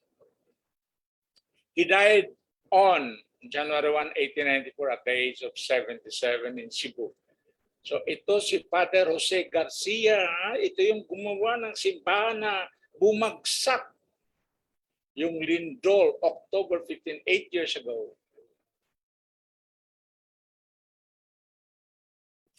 In his biography, Father Sada said, he retired at the parish of Tubigon. He retired assistant parish priest and spent the remaining of his years in Cebu. The Recollect order gave him other honorary posts like Prior Bucal of Mamailan, Prior Presidente of Cebu, from which he resigned, Prior Bucal of Baclayon, Prior Bucal of Tandag in Caraga. And this Prior Bucal means that you are assigned to a chapter, provincial chapter, you are elected to a provincial chapter, and you represent those places or parishes. Finally, he was Vicar Provincial of Northern Bohol in 1878 and 1885. So, ano ba ito? Okay. Father Jose Garcia left behind in Loon many memorable things, especially the church, the grandiose church, and the school buildings there. Through his initiative and under the direct supervision were constructed, and many others of significance, projects of significance. Okay. He was helped by the people of Loon because he was very hardworking, diligent. So in 1898, Father Guillen said, namatay si Jose Garcia de la Virgen de los Remedios in Cebu. Di pala. He took over the parish of Loon in 1854 and very worthy of praise because of his tireless zeal and hardworking character. He commenced the construction of the church as soon as he arrived to take charge of the parish of Loon. It is a magnificent church, the best among the good ones of this province, in spite of the measly resources of only 1,550 pesos nakita doon sa community fund sa Loon. Purdoy talaga mga Loonanos. But he was able to build a church. As we recall, Jose Garcia de la Virgen de Lormenillos took charge in October on 14th of January 1854 as proprietary parish priest, and in the following year, he started the construction of the magnificent church without any funds other than the 1,557 pesos, mayroon pa palang 70 cents. So I am not conjecturing. I've just followed the cosas notables here. The church was ready for worship on February 10, 1864. So, ready na for worship, pero yung Blessed Sacrament was transferred on August 22, 1866. So, tapos na talaga. The painting of the whole edifice were completed. So, this included the installation of the pipe organ. I don't know where is the pipe organ now. The whole church is of new construction except for the two of the facade which belong to the old church. The nave did not have the elevation it should have for fear of the tremors, and for the great fear arising from the enormous weight which gravitates on the pillars. It was for this reason why the two lateral roofs were flat and level, and there were leaks after 3 days of rain. Balik tayo kay Father Jose Garcia. So, nahirapan talaga siya sa construction. No? So, yung natapos ng simbahan, hindi yun 1864, 1866 na natapos. Mali-mali yung mga ibang historians. Okay, kinopya nila. We do not know. So, nandito yung 80 baras long and 37 baras wide. I suppose this was followed by the historians of the National Historical Commission and the National Museum. So, ginawa din ni Father Jose Garcia yung dalawang school buildings. In 1898, nandoon pa yung school buildings on the opposite sides of the plaza. Pinatayuan pa rin ng isang building para sa matulugan ng mga teachers. These are among the best projects of the Recollects in Bohol, meaning yung mga building sa Loon. Ito yung mga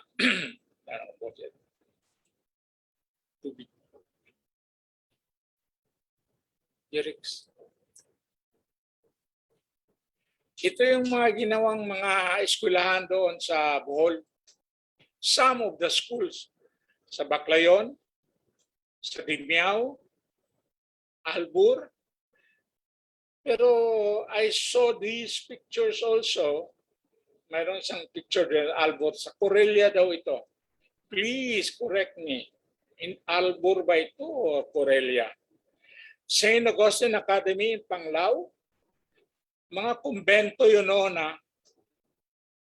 St. Mary's Academy in Diliman.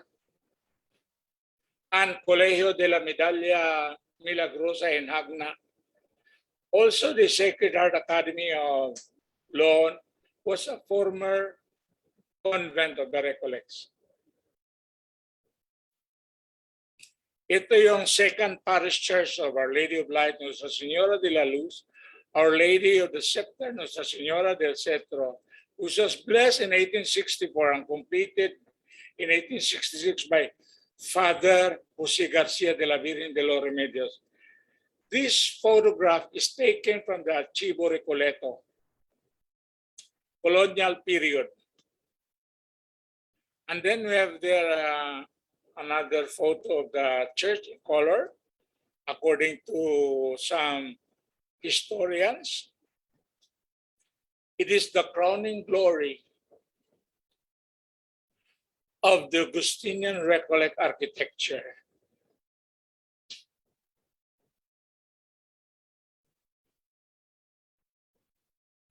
Now, in 1879, how was Lorne described?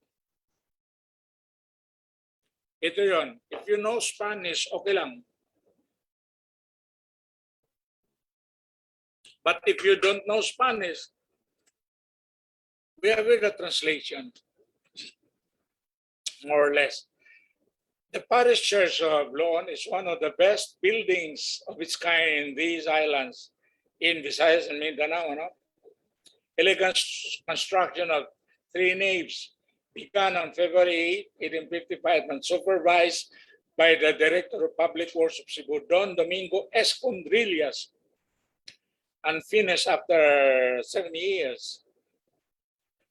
It's not to the great satisfaction of the parish priest. The church interior has a cemented floor of 80 yards long, 34 yards wide.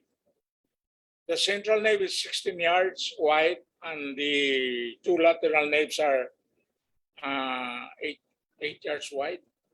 The exterior is cemented 2 yards wide and 13 yards high. The central nave is 15 yards high, and the height of the ridge, meaning the lateral walls, is 20 yards. There are 2 spacious sacristies and 2 belfries on the both sides of the facade. The height is 30 yards. Now, the reparation of the church, the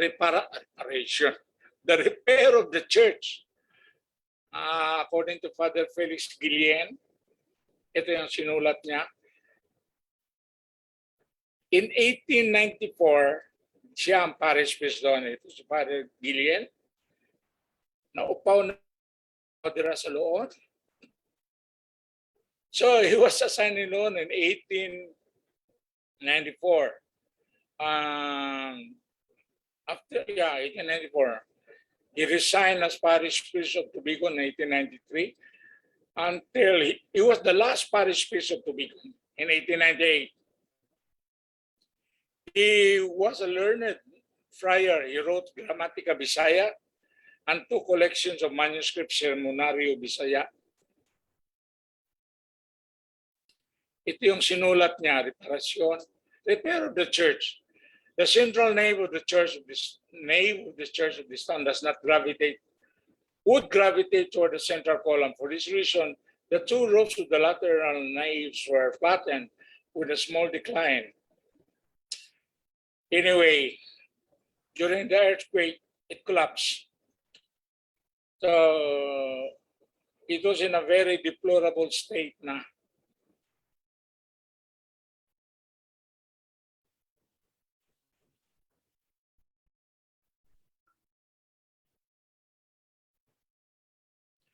After he acquired the authorization of the Bishop Martina Alcocer to defray the expenses of the repair of the church, so it was finished in at the outset, so a few months na pala, in 1894, at the outset, meaning January 1894, so natapos 1890, basta sa Moria. So, nandito yung description sa repair. This photograph was taken in 1939 or 38 or 39 by the future founder of University of San Jose Recoletos and Bishop of Santiago, because they were asked by the provincials to go around Bohol and take pictures. Ano nang nangyari? Kung saan na nahitabo sa mga simbahan na dito ko sa mga Recoletos. So they went around, they took this picture. So sa Archivo Recoleto pa rin.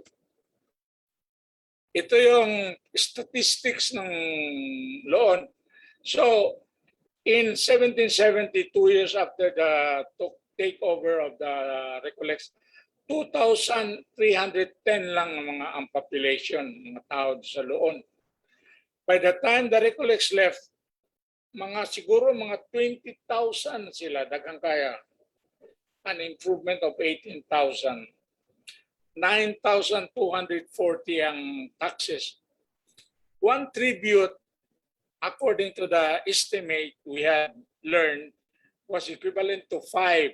So one family paid a tribute, and one family usually had 5 members. So if you have yan nga, ito na ang computation. Sorry. Ito was a photograph taken in 1930s. Could this be the convent, the old convent, the first convent? Anyway, this was the Recollect Church, built in 1855 to 1864. By Father Jose Garcia de San Lorenzo. Sayang, Father Jose Garcia de la Virgen de los Remedios is not mentioned here, na siyang naghirap talaga, naghanap ng pundo, naghanap ng tao, siyang nag-hire kay Domingo Escondrillas. Pero sige lang, ganun talaga. Ito naman I saw this one sa poster sa Loon Church before, 19 kopong-kopong.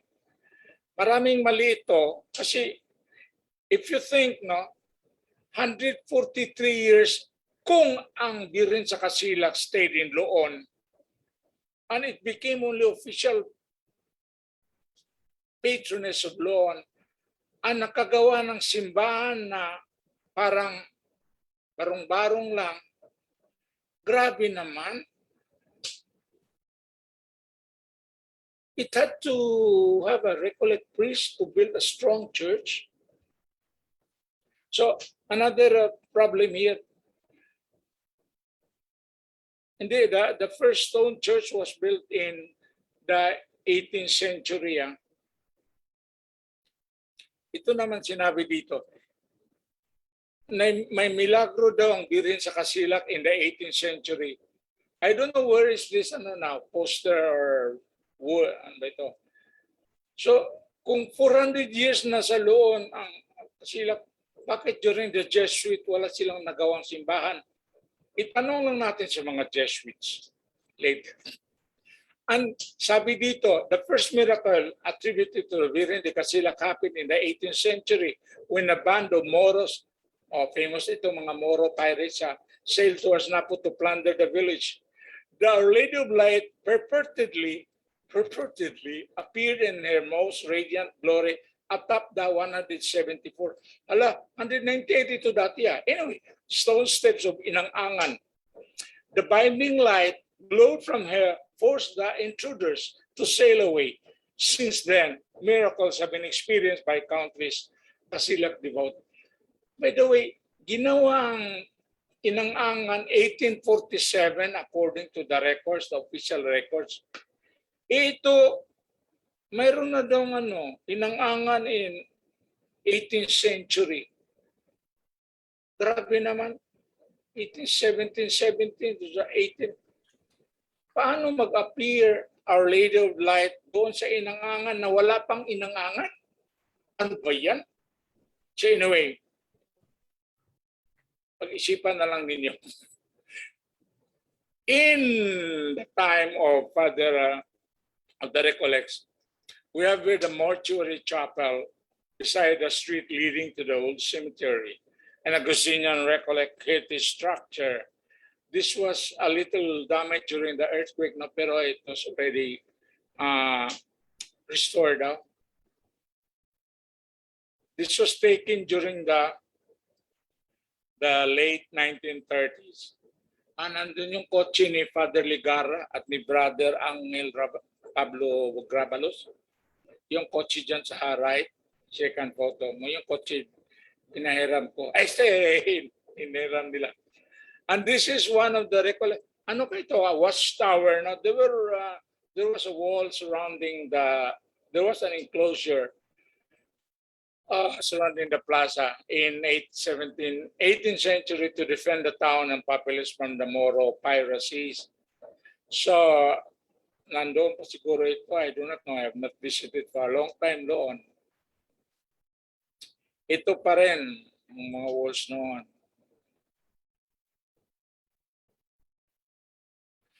And here's the terrible earthquake of October 15, 2013. Tubigon daw yun, yung may babae, may kakarga o bata.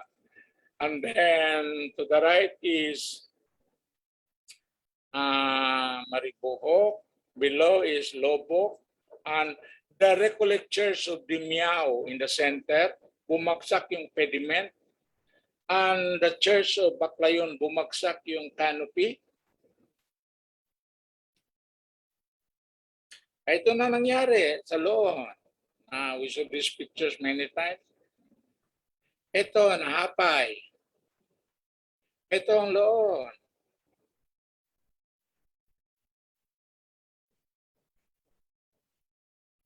Now, somebody texted me after the earthquake and asked me, because somebody posted sa Facebook, ang mga Recoletos daw, dili kay baw mo gama og simbahan. 21 churches were damaged. And Loon ang Maribok totally razed to the ground. And yung sa Lobok, yung facade lang at saka Baclayon. Pero hindi na alam, according to Father Emmanuel, ang buttresses nagpatibay yung sa lateral walls, sa mga simbahan ng buttress, yun ang nagpatibay ng simbahan, ang walls. Yung mga nasa harap ay gawa-gawa na lang yun later on. Anyway, I asked our expert, earthquake expert, Engineer Gesterol, perhaps the only expert in earthquake engineering in the whole Philippines. Jess will tell us later on that the equivalent of 1,000, over 1,000 Hiroshima bombs were dropped on Bohol. Naminaw. 1,000. Betul nga among kuan? Una pa man? 1,000 yung ni Gesterol ang 7.2. Ano istorya niya? So, 1 megabomb, 1 nuclear atomic bomb nga, hapay na ang Hiroshima. Unsa pa kaya ka ng 1,000? And according to Gesterol, gialsa ko na simbahan sa Lord nga gibundak. Hugno gyud. So, mo kinitabo. So, now, after 8 years, like the mythical phoenix of yore, the Marian Temple of Loon rose again from the rubble and dust and ashes of 2013. Like Mama Mary, the evening star, the star of the adjoining sea, her brand new temple in Loon brightens the twilight, the bluish horizon of that serene sea separating Bohol from the cradle of Christianity, Cebu. The Marian Temple of Loon, standing proud and strong, ready to face the challenges of the next 200 years to come.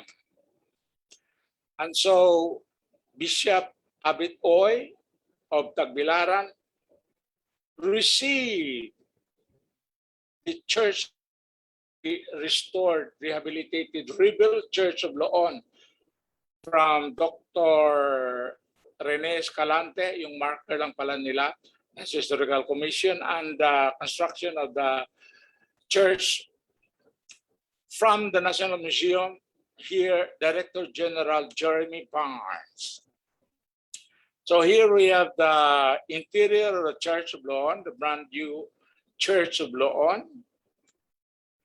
And here I have the interior of the Augustinian Recollect Church of Our Lady of Light and the interior of the rebuilt church. Mas maganda, never mind. I hate comparisons.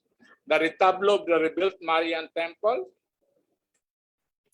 and the interior dome of the rebuilt Marian temple, adorned with the paintings of the evangelists Mark, Matthew, Luke, and John, in the four corners, and our sacred Heart of Jesus, Our Lady of Light, Immaculate Heart of Mary, Saint Joseph, Saint Anthony Padua, Saint Francis Xavier, and three other names. And here we have the people of Lorne now attending with face mask. Ang iba may face shield pa during the pandemic. And we have here the old churches of Bohol. Yung iba ruined, yung iba restored. Mayroon isang Lutheran pastor. Lutheran na, Protestante pa. Anyway, sabi niya, these words were said when he was looking at Loon Church.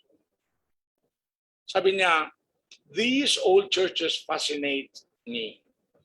When standing over them, especially in a remote place, I feel a sense of mystery that is hard to explain. Their enduring grandeur, in spite of the centuries, the stories they could tell, the lives that could touch their mortar and stone as part of a faith. All this is a certain magic for me. Sabi ni Don Fahrenbrink, pastor ng mga Luterano. So dito sa makita natin yung mga simbahan ng Albor, Pendihay, Agna, Buero, Lila, Talibon, Dimiao, Tubigon, Lao, Tagbilaran and Garcia first, Garcia Hernandez and Tagbilaran Bohol. Ang ganda no? Ito yung pinakakitaan ng mga tourism stakeholders. So Christians and tourists today can only imagine the great sacrifices and countless deprivations that our ancestors, both parishioners, Augustinian Recollect ministers, underwent in the 19th century. And they worked hard hand in hand to erect these massive monuments in Lord for themselves and for those who had come after them. Veritable heritage of yore. In this remote place of history, the priests and parishioners of the Marian parish of Lorne lived for over 200 years against all odds, until they persevered and they were resilient in order to give a fitting temple for the Almighty and enduring abbot for the Eucharistic Jesus, where they could worship the Holy Triune God and render veneration to Mama Mary, Our Lady of Light, Our Lady of the Scepter. I was told by Mr. Romanillos that this image belonged to the Rilampagos. Ibawi na po, no? Anyway, so now I'm challenging the people of Lorne or the experts of Lorne, Cebuano, Bisaya. This is the best time to revive this novena by using the modern Visayan Cebuano, translating it into English for everyone to appreciate this age-old Marian devotion of Loonanons and show to the whole world how they cherish Mama Mary's maternal protection. If you read there, it says, Batubalani sa gugma, sa mga tao pinalangga. 1905 pa itong Gosos. Itong dalawang linya, parang the echo also the Batubalani sa gugma of the Santo Niño. Truly, this rebuilt church is an amazing feat that merits the love and appreciation of everyone who gazes at the restored huge temple of God dedicated to Mary. It shall be etched indelibly in every heart and mind. It shall forever be remembered by the next generations of resilient believers who persevere in their Christian faith and by fervent devotees of the Virgen de Casilac of this town in the Philippines and the global village of Loonanon immigrants. And a prayer, and may the steadfast faith Christian faith whose seeds were sown by the Jesuits and nurtured by the Augustinian Recollects and diocesan clergy, as well as by the Society of the Divine Word missionaries and other religious orders there. Also, the Augustinian Recollect sisters, why not? As well as the deep filial devotion to Mama Mary, Our Lady of Light, Our Lady of the Scepter, to the people of God in Lorne. People of God means the church in Lorne today. Next 200 years, 2 centuries, towards another 268 years. And these are my sources. And maraming salamat, dagang salamat. An acknowledgement to Fray Emilio Kilatan, the Holy Name University priest, fathers, the Collector School of Theology, Father Leander Barot, the rector. Of course, our expert here, Father Jirix Vincent Gamulo, OER, of Bayawan City, Negros Oriental, Mr. Beos Romanillos, the Office of the Parish Priest, the Office of the Mayor, Relampagos, a relative or brother of Vice Governor Rene, Father Panedas, Father Almayo, Cristiano Legitimas, Vera Velocido, the Alumni Bus 2006 of the Sacred Heart Academy, the Recoletos in Communications Incorporated, the Archivo Recoleto, Archivo Historico, Archivio Generale, and ito, wala na. Thank you very much and good afternoon. You have any question? Thank you so much, Professor Romanillos, for this very great and wonderful opportunity of learning with you. And I feel more blessed after having learned from you that we have blessed of the Roman Catholic Church to have shared and made Bohol their home for some time. Thank you so much, Professor. And takeaway line from you, amor se paga, love is repaid by love. Thank you so much for that, Professor. And with that, I am very much thankful once again to the sponsors of this webinar. Of course, to our resource speaker, Professor Romanillos, and the Holy Name University, headed by the University President, Father Well F. Laro, SVD, the Integrated Basic Education Department Principal, Dr. Cristiano S. Legitimus, to the province of St. EZEKIEL Moreno, Order of Augustinian Recollects, Our Lady of Light Parish Lorne, headed by the parish priest, and SHANNARA, SHA Alumni Batch 2006, and the Office of the Mayor of LGU, Local Government Unit of Lorne. Thank you so much for making this affair possible for all of us. At this point, I would like you to turn over to our open forum. This will be moderated by our Holy Name University Marketing and Advertising Officer, Miss Vera Velocido. Take the virtual stage, Madam Vera. Thank you so much.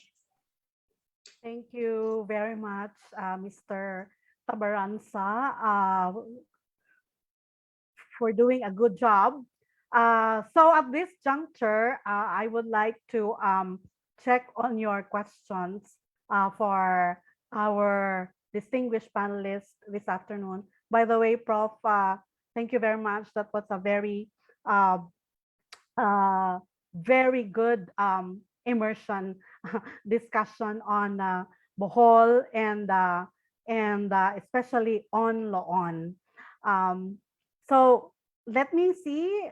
Is anyone, can we see on from the, you can raise your hands on the comment, or if you have a chat on our, we are live on our Holy Name University official Facebook page, so there might be questions there. And we are also on Zoom, so we're checking on the chat boxes to see if there are any questions. Okay. I don't see anything on the chat box yet. So anyone who would like to raise her hand and ask a question while we have our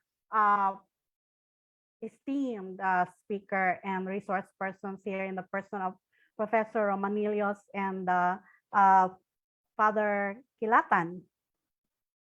Question, where does the title, there's a question here from, let me see,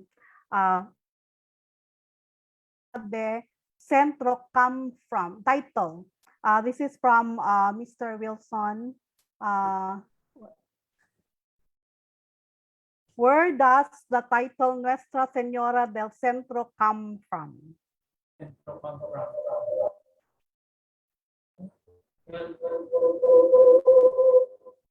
There's a May I feedback answer? from. Okay. Okay, please. So may I answer that? The Nuestra Senora del Centro, I do not know where it came from, no? Maybe it is born within the community. Maybe I'm just making a hypothesis because we need documentary proofs, no, of why the title was changed. Because was she holding a scepter? So that's the question. No, there are many questions to be answered, but need further research. But in the Marian titles, there is no such thing Nuestra Senora del Centro, no, Our Lady of the Scepter, because. What is the scepter? It is more on the title Our Lady of Mercy. And the mercy at that time is the scepter of the monarch. Because the scepter of the monarch can forgive, can cancel away all your, we might say, criminal charges or those who were against you once extending towards you. That's the biblical symbol of the scepter. It is the extension of mercy.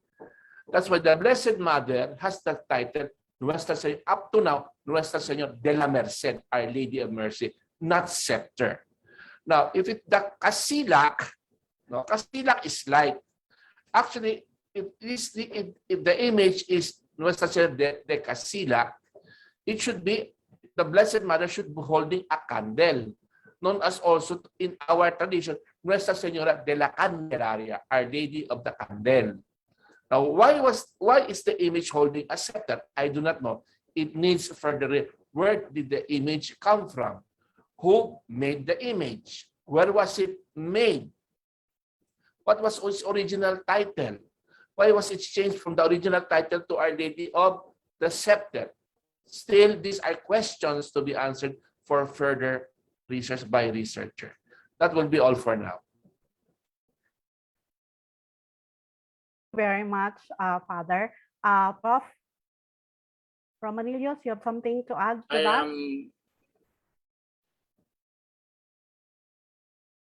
Okay na.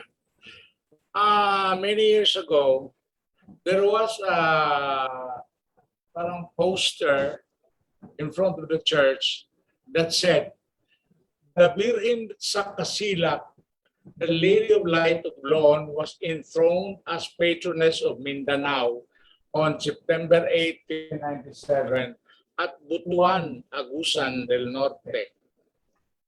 But in 1610, when Moro bandits were attacking and looting some communities in southern Philippines, Reverend Father Pedro Lopez and some devotees of the Casilak sailed for Cebu to keep her out of harm's way.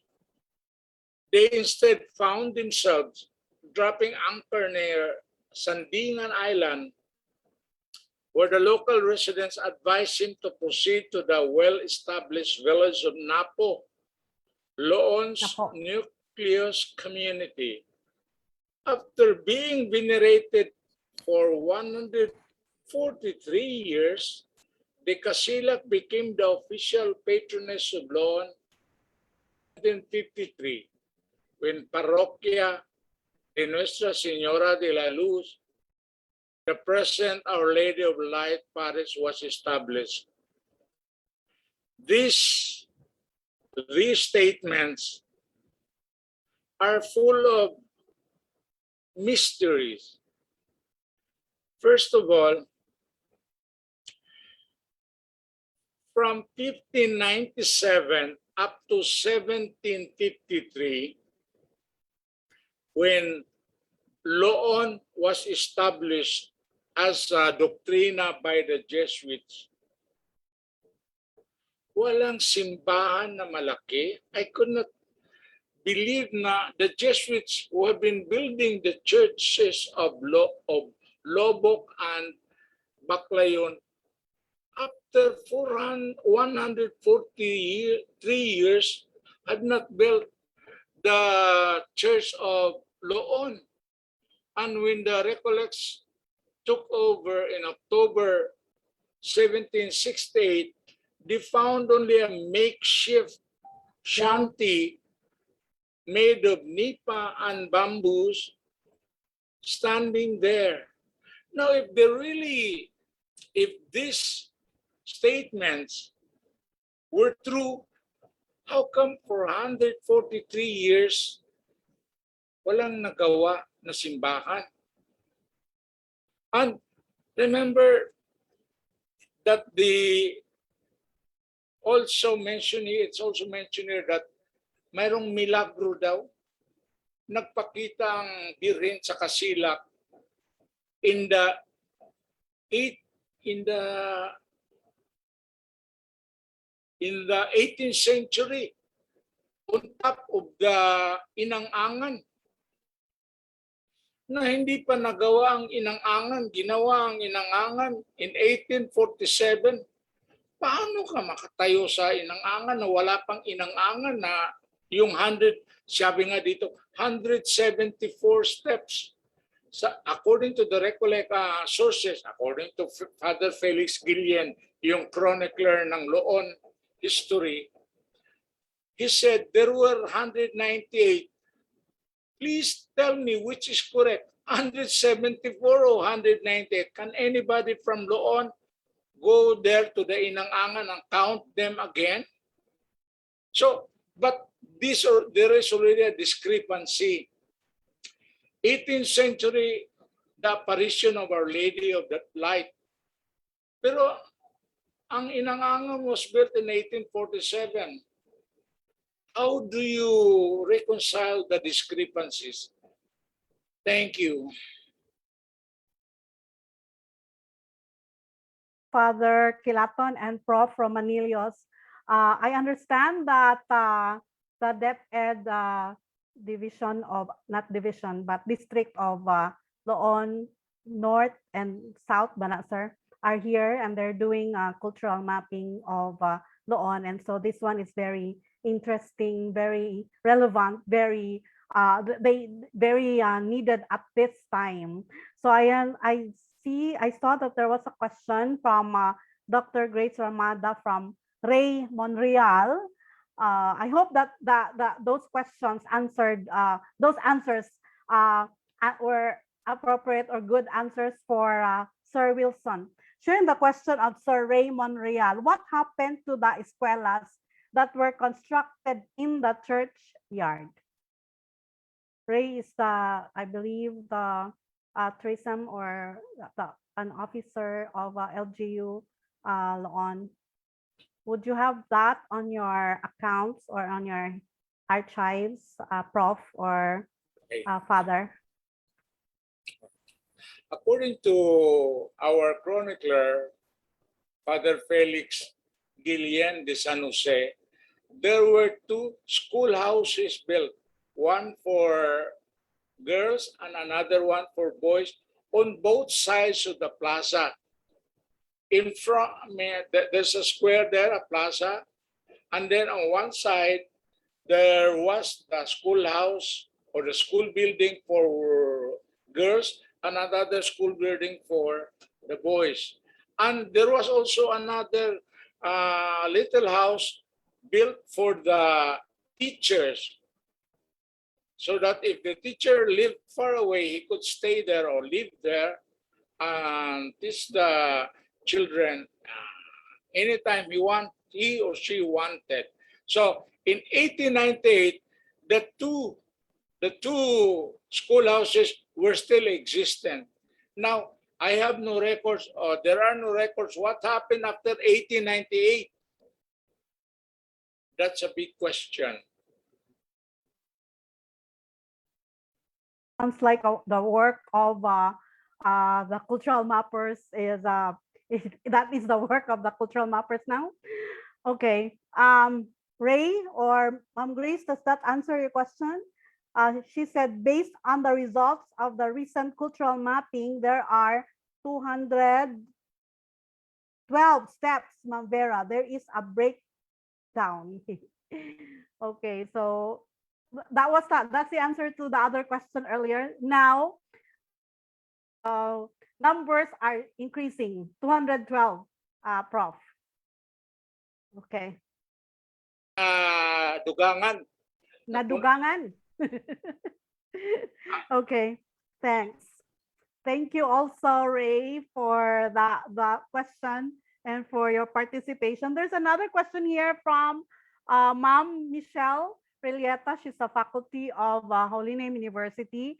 My question is, are the existing paper documents in Loon updated with the errors you pointed out earlier? Where can we find such updated copies? I also noticed some of the old photos were retrieved from Spain and outside source. Are the same photo docs available locally for future researchers?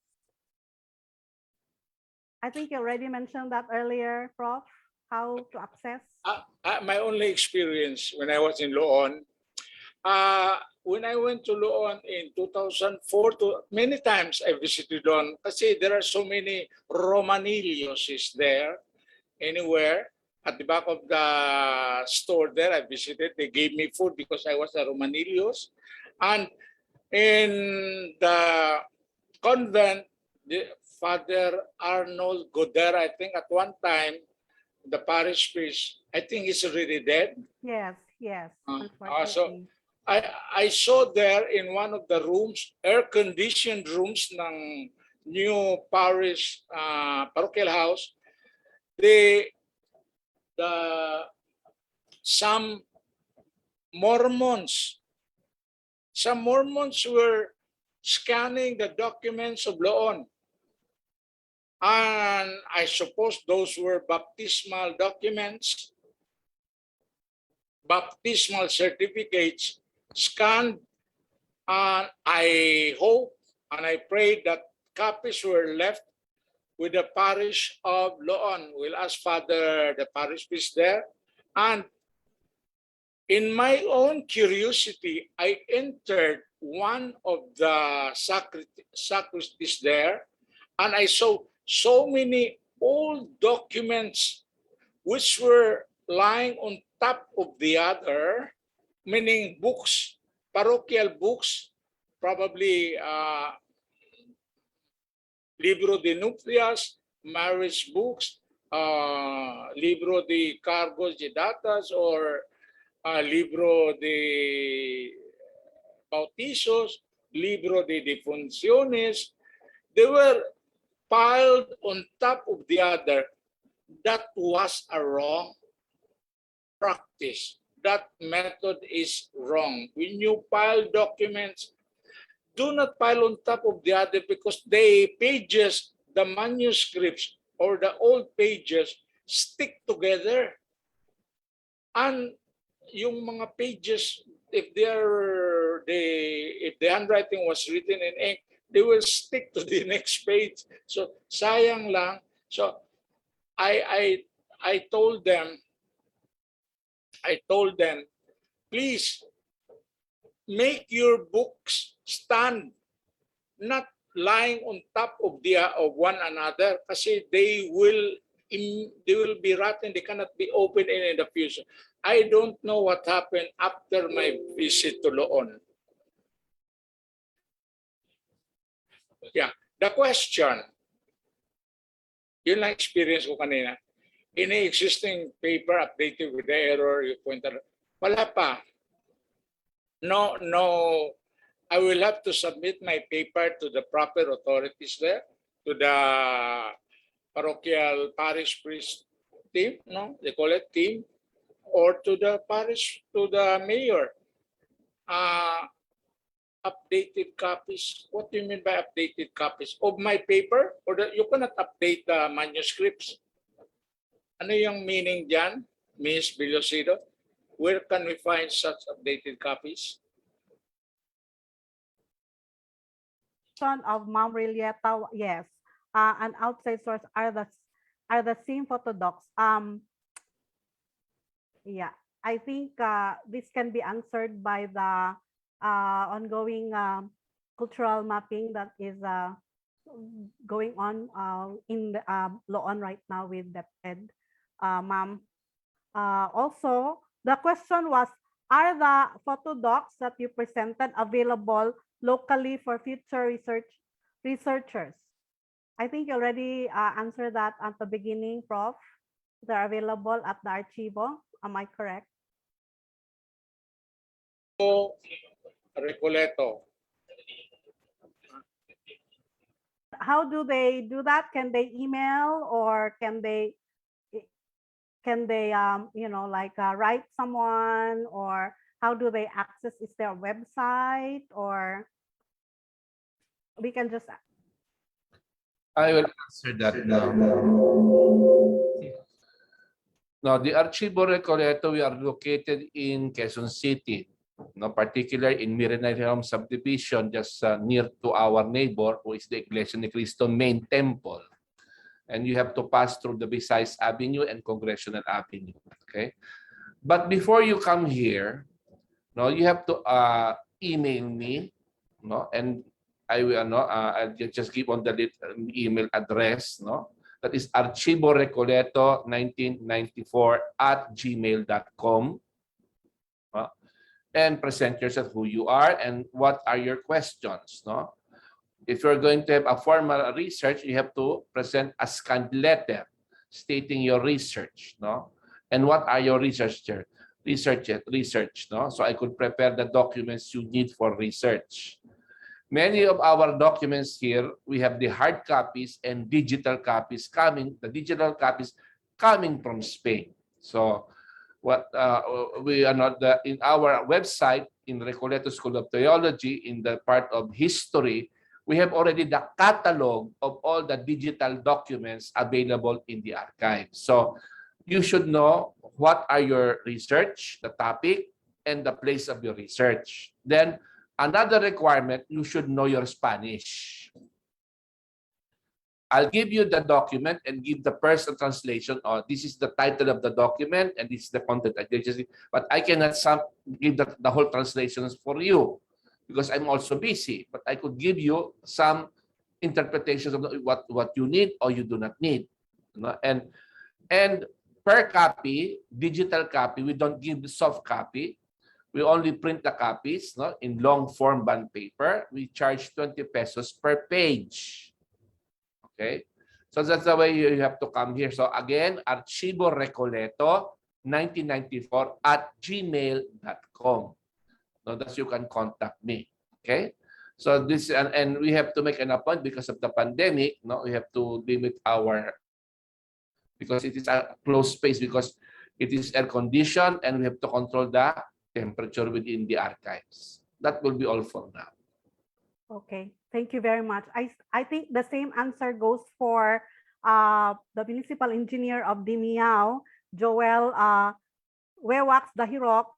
He is asking, ma'am, if can I ask Professor Romanillos, can he help us acquire the Cosas Notables of Dimiao? We need it badly in preparation for the launching of the diocese program for Blessed Rada and Blessed in Chelsea. So I think the same answer, no? Archivo. I forgot now. Archivo Recoleto. Okay, Archivo Recoleto 1990. I received from one of the priests, no, asking for the life of Father Rada and Father Leon and Chausti. No, I already photocopied the documents and I have to send it to them. But the problem is, no, the name is Father Christian. I forget the surname. No, Texon. Father Christian Texon. I do not know what parish is he from Dimiao or Duero. No, I'm not so sure. No. Christian Texon, Father Christian Texon, and he has. I gave them the notice. You have to. I'll just count the number of pages, and then you have to give me the money for the photocopying and the LBC. So you have to send it through Palawan or Cebuana Luweler, no, to pay me, no. No, I have to pay for the many things that we need, no. Now, it's already prepared. I have the Professor Romanillos wrote books, and one of the books which was already copied from the Cosas Notables and from the letter of his imprisonment, Father Jose Rada, is already printed in English. And I have photocopied them. And I'm getting also the triptych of the beatification of the martyrs of Motril. And the martyrs of Motril included, this is a group of recollects plus one diocesan who were killed by the communists during the Spanish Civil War.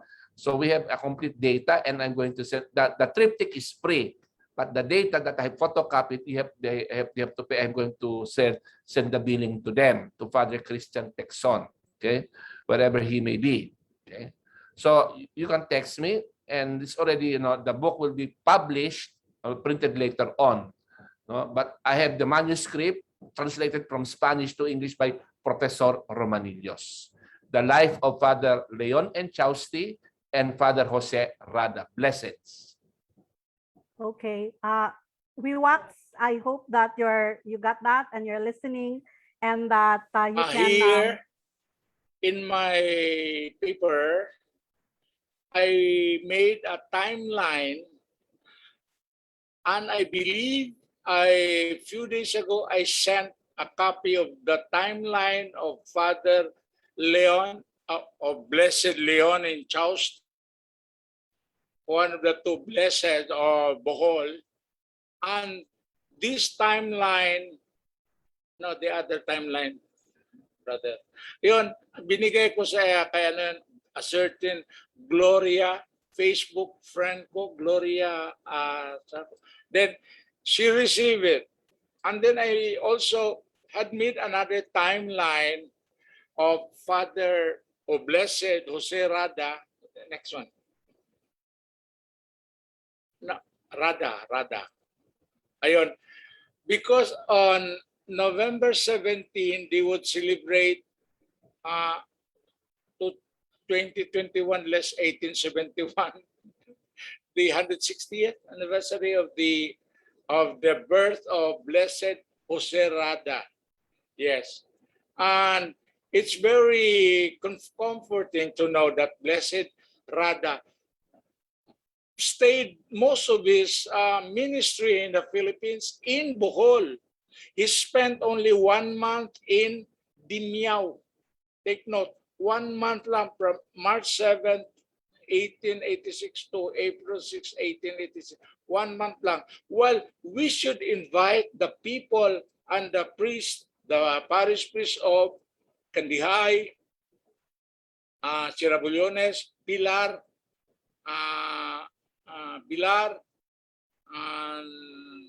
saan pa yun? So, ito si Father Blessed Jose Rada had ordered a bell built in Manila and delivered to Sierra-Bullones. Is now Pilar, Sierra-Bullon. The old Sierra-Bullon is now Pilar. And unfortunately, that bell was taken down from the belfry and put outside on a makeshift bell hanger. And it's a good thing that now is still being used.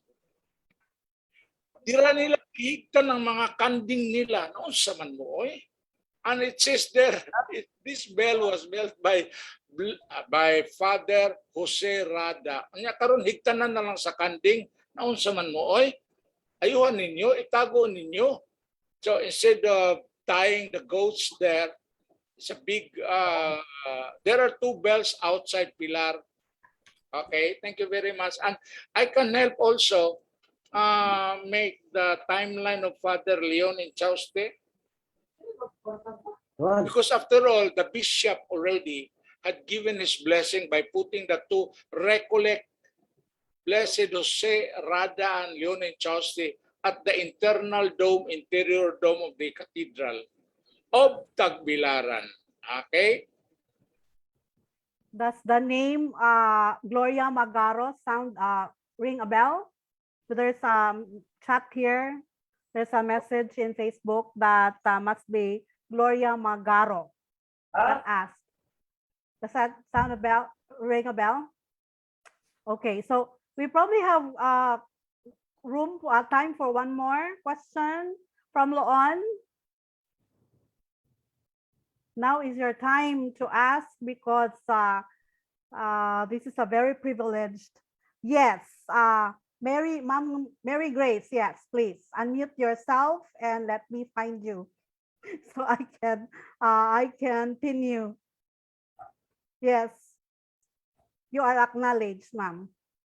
Dr. Ramada.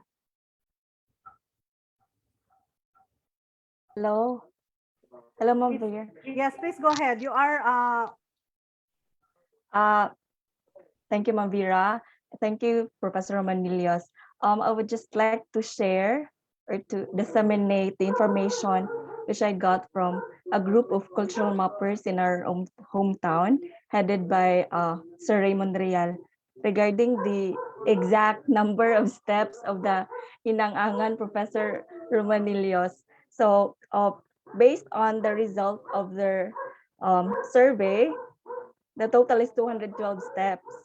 And then here's the breakdown. From Muto Norte, first flight, 33 steps. Second flight, 55 steps. Third flight, 56 steps. Fourth flight, 30 steps. Then fifth flight, leading to back of church, 38 steps. So a total of 212 steps. Because commonly, they are excluding the Muto Norte down to na po, the 38 steps. So mo to nga 174 ra usual nga kanang gibutang sa book Professor Romanillos. So this information I would like to acknowledge also the source of this info from our cultural officer, Sir Raymond. Your Say friend, hi Ma'am to Mira. Nico. Okay. Can Sir Mario of Loon South please mute your microphone, please? Thank you. Okay, Prof. Ako. I would like to add if these 212 steps were restored after the earthquake or before the earthquake, the 212 na. I guess, Prof, this is after the earthquake already, since this is the recent result. So maybe this year, this result is from the recent survey, cultural mapping done. So nag-increase siya, Prof. So another suggestion. Do you already have Loon Historical Society or Association or Cultural Office? Because it's good to have for your office the old pictures of Loon, the old church and the old structures there, the watchtowers, as well as the 12 pages of cosas notables to be displayed in your future museum, in your future cultural museum to be built by the National Museum, with the help of the National Museum and with the help of the provincial government, as well as the National Historical Institute. Thank you. That's a good idea, something to look forward to for Loon. So the first town right now, maybe we are going to other towns as well. There's a message here, and I'd like to read this as the last, not a statement, but not a question, but a statement from the HNU Center for Boholano Studies. Ma'am Sarabosing said, Ma'am Rara said, for the preservation of historical manuscripts, please share specific steps to do. Better yet, let us have a webinar exclusively for this. I am considering this for CBS of HNU or the Center for Boholano Studies. Gardi has copies of Prof. Romanillos manuscripts, in fact, providing us photocopies during the Hugos project in 2017. So thank you very much. If there are no additional questions, those that would not like to leave it at another time, One more, one last. Member, I think there's a Otherwise, question. There's a question there in the chat box, member. Okay, can you read it? Mauna to siya. There is from Sir Wilson of Loon. Okay, from Sir Wilson, is there any way to know what motivated Father Jose Garcia to build the biggest church of Bohol? Is the population of Bohol at that time a factor to consider? That's from Loon. Sir Wilson.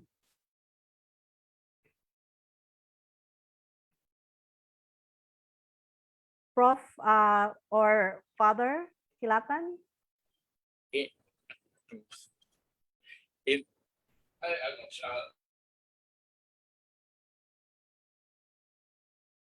You're still on mute, Father. Or Prof? Okay.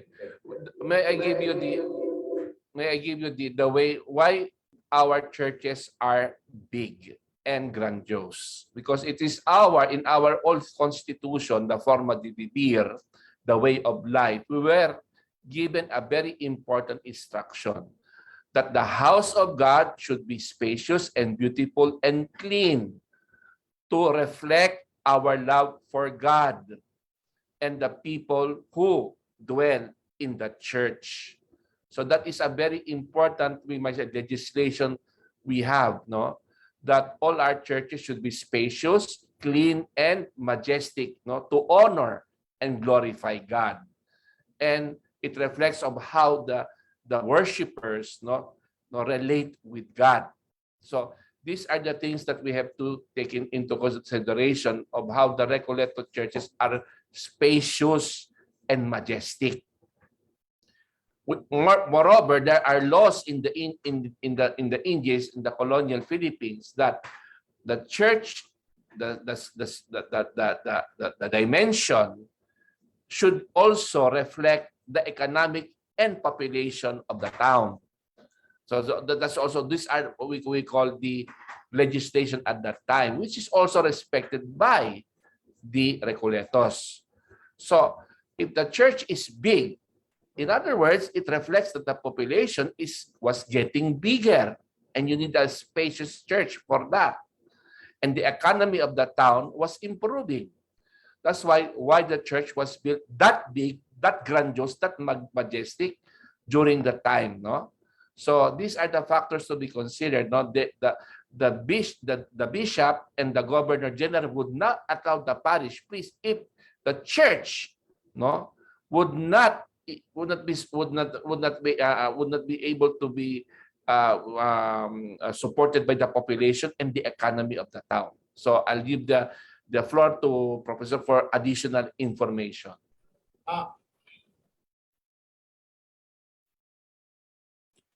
The Church of Lorne was very special. First of all, because the former church, the primitive stone church of Lorne, built in 1770s or 1780, is collapsed. It wasn't burned to the ground. It could just collapse. And that's why when there was no church when Father Jose Garcia de la Virgen de los Remedios in Lorne when he took over. So he had to build a church in 1855 or 1854 when he was there. And I would like to insist, and according to Father Felix Guillen, that the people of Lorne voluntarily, they were not forced to build a bigger church in Lorne because there was no church, no, nag-collapse ang una. And then very funny, Father Felix Guillen noted that when the new church was built in 1566, 68, and 1868, tapos na yung simbahan 1866, the people of Lorne, during religious functions, during liturgical rites, were all standing by the door. Tindog sila sa pultahan. Hadlok sila basig mo collapse na pod. Wa may salig sa ilang himong simbahan. So in a way, the people of Lorne were not forced, were not castigated, were not constrained to bring stones, to bring rocks, to bring 1 ganta of buhangin, 1 ganta of balas nga gikan sa dagat. They were motivated. Pero si Cecilio Potong in his book, and of course carried by the historian Bisita Iglesia Bohol, not carried, relayed or echoed by the historian, the author of Bisita Iglesia Bohol, will not mention the name, said that the people of Loon kuno were ginalati ko, hala dala mo kuan usa ka ganta nga bas, hala dala mo bato, dala mo kunsa ni mga pebbles. Wala nangyaring kanon. They were motivated by the parish priest, telling them nga kaning simbahan nga atong itukod dili man taga Mandawi ang mukuan dire, ilubong di man naga Mandawi ang musimba dire, dili man taga Argao ang mo pabunyag dire, dili man taga Oslo ang mo pa, pero dagat taga Oslo nasa Loon ron na nangyaw sa una. Dili man sila mo anhi dire aron magpa-kumpil, may pakasal. Dili kamo may mugamit aning simbahan. You are going to use this church. So we have to help this church, build this church. We have to make it a beautiful church, the best we can offer to God and to the people of God here. So motivation. Dili to itong gisulti ni Potong nga latos ko no. I was also asked this question in Mariboc. The same question. Si Potong daw, ay amiga naman ako ang anak ni Potong, Herman, si Bambina. So, please, do not repeat the same mistakes. Some people of UP cannot accept that nga the Recoletos motivated when the priest in Kabadbaran, when the parishioners in Kabadbaran were looking for parish priest after the revolution, itong kwento ni, not kwento, ito yung historical data given by Bishop Juan de Dios Pueblos, so patay na. I told me, Prof, during after the revolution when the people of Kabadbaran were asking for a priest, padalaan sila usa ka pare nga dili Recoleto, wa nila dawata. Ngano man, kay because kilala na nila mga Recoletos, how the Recollets help, especially in the livelihood, in Hagna, especially in the making of churches. They motivate the people na this church is going to be your church, not the church of Santander, people of Padjan. This church is going to be used by you and your children and your children's children. Thank you. Thank you very much, Prof. and Father Kilatan. At this juncture, I'll turn you over to our MC, Mr. Tabaranza, for the awarding of the certificate. Thank you so much, Member, and at this point, to express our gratitude to our resource speaker. Thank you so much, Prof, for this wonderful time with you. We have the presentation of the certificate of appreciation. This will be done by the Integrated Basic Education Department Principal, Dr. Preciano S. Legitimas. Dr. Legitimas, take it away. Thank you, sir. Thank you, Sir Celso. Good afternoon, Professor Romanillos, Fry Email, OAR. At this point, allow me to present our simple certificate of appreciation to our guest speaker this afternoon. Please allow me to read the text.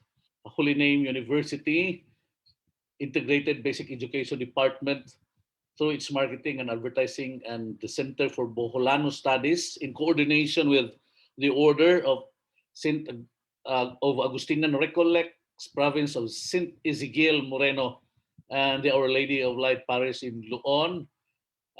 Certificate of appreciation is awarded to Professor Emmanuel Luis Apuhin Romanillos for the generosity of sharing his intellectual prowess of conducting a webinar entitled The Faith and Perseverance for Over 2 Centuries of Loon Bohol in the Augustinian Recollects History via Zoom and FB Live.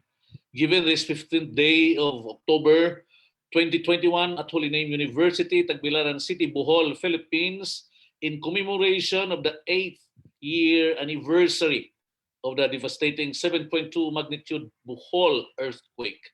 Signed, Father Ruel F. Lero, SVD, M80, PhD, University President. Thank you, Professor Romanillos. And Sir Roslick, in closing, allow me to, on behalf of Holy Name University, the Father President, Reverend Dr. Ruel F. Lero, SVD, allow me to express our appreciation to the guest speaker, Professor Emmanuel Luis Apuhin Romanillos, for his great valuable contribution as resource speaker to our webinar entitled Perseverance for Over 2 Centuries, Loon Bohol in the Augustinian Recollects History, on the occasion of the 8th anniversary of the devastating 7.2 earthquake that hit our beloved Loon, that ruined our Birhen sa Kasilat Church, among other precious properties of many Loonanons.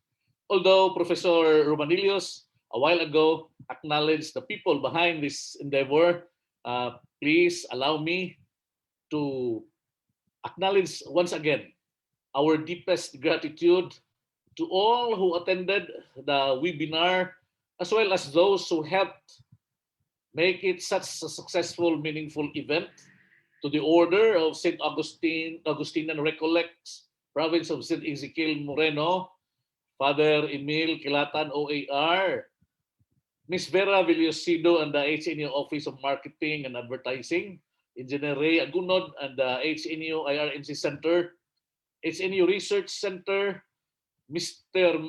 Marianito Luspo, and the HNU Center for Boholano Studies, HNU Coral, Father Desiderio Magdosa, and the Parish Rectory of Our Lady of Light, its Parish Vicars, and Dr. Mary Grace Ramada, the PYM of the Casilac Parish, Father Aton Plateros, SVD, our chaplain in the basic education, and Mayor LV Rilampagos and the Loon LGU, and of course Mr. Babis Romanillos and the SHANNARA Alumni Batch 2006, the HNU IBEN Administrators Faculty, to Mr. Charlie Batingal and Mr. Celso Tabaranza, Sir Uslik, thank you very much, and all those Loonanons by blood, by affinity, by heart, who are with us now through FB and in whatever social media they are in and joining us. Thank you very much. Truly, by this event, we Loonanons shall be more inspired to go on realizing our dreams. As what the saying goes, you cannot connect the dots looking forward. You can only connect them looking backwards.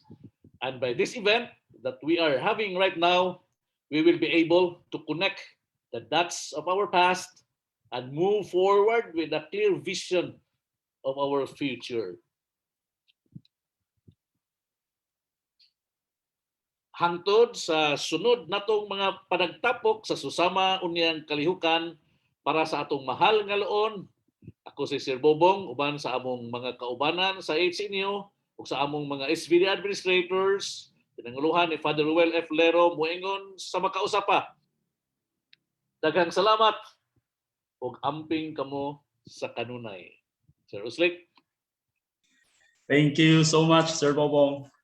That was a good point to end this wonderful opportunity of learning together with our resource speakers and all of us. At this point, may I request everyone to please turn on your camera for the virtual photo opportunity. I request everyone to please turn on your camera for that. Thank you so much. Ma'am Ver, kindly have that one, the virtual photo opportunity, ma'am. Yeah, so we have how many pages? Matirang matibay. Okay, so I'll take a look at your camera and I'll take a picture. This is for the ones in Zoom. Okay, thank you. Ma'am Tampos, Ma'am Leopardas, Loan South, Mario Garcia. No? Okay, so there. Okay, one more picture. Okay, thank you very much. Napa. Wa si Father. Wa si Father kicking. Okay. Thank you, Prof. And there are questions, more comments on Facebook. We will just answer them as we move along. Sir Ray, we will play the Birhen sa Kasilak. I'll turn you over to Sir Celso. Once again, thank you so much. And may God bless us all and peace safe everyone. Thank you.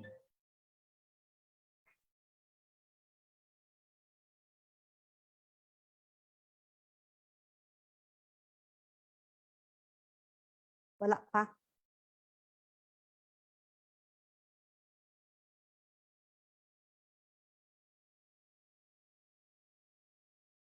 Wa man matukar. Our gozos. Oh, Okay. Okay. We will wait. Ray, napa ka?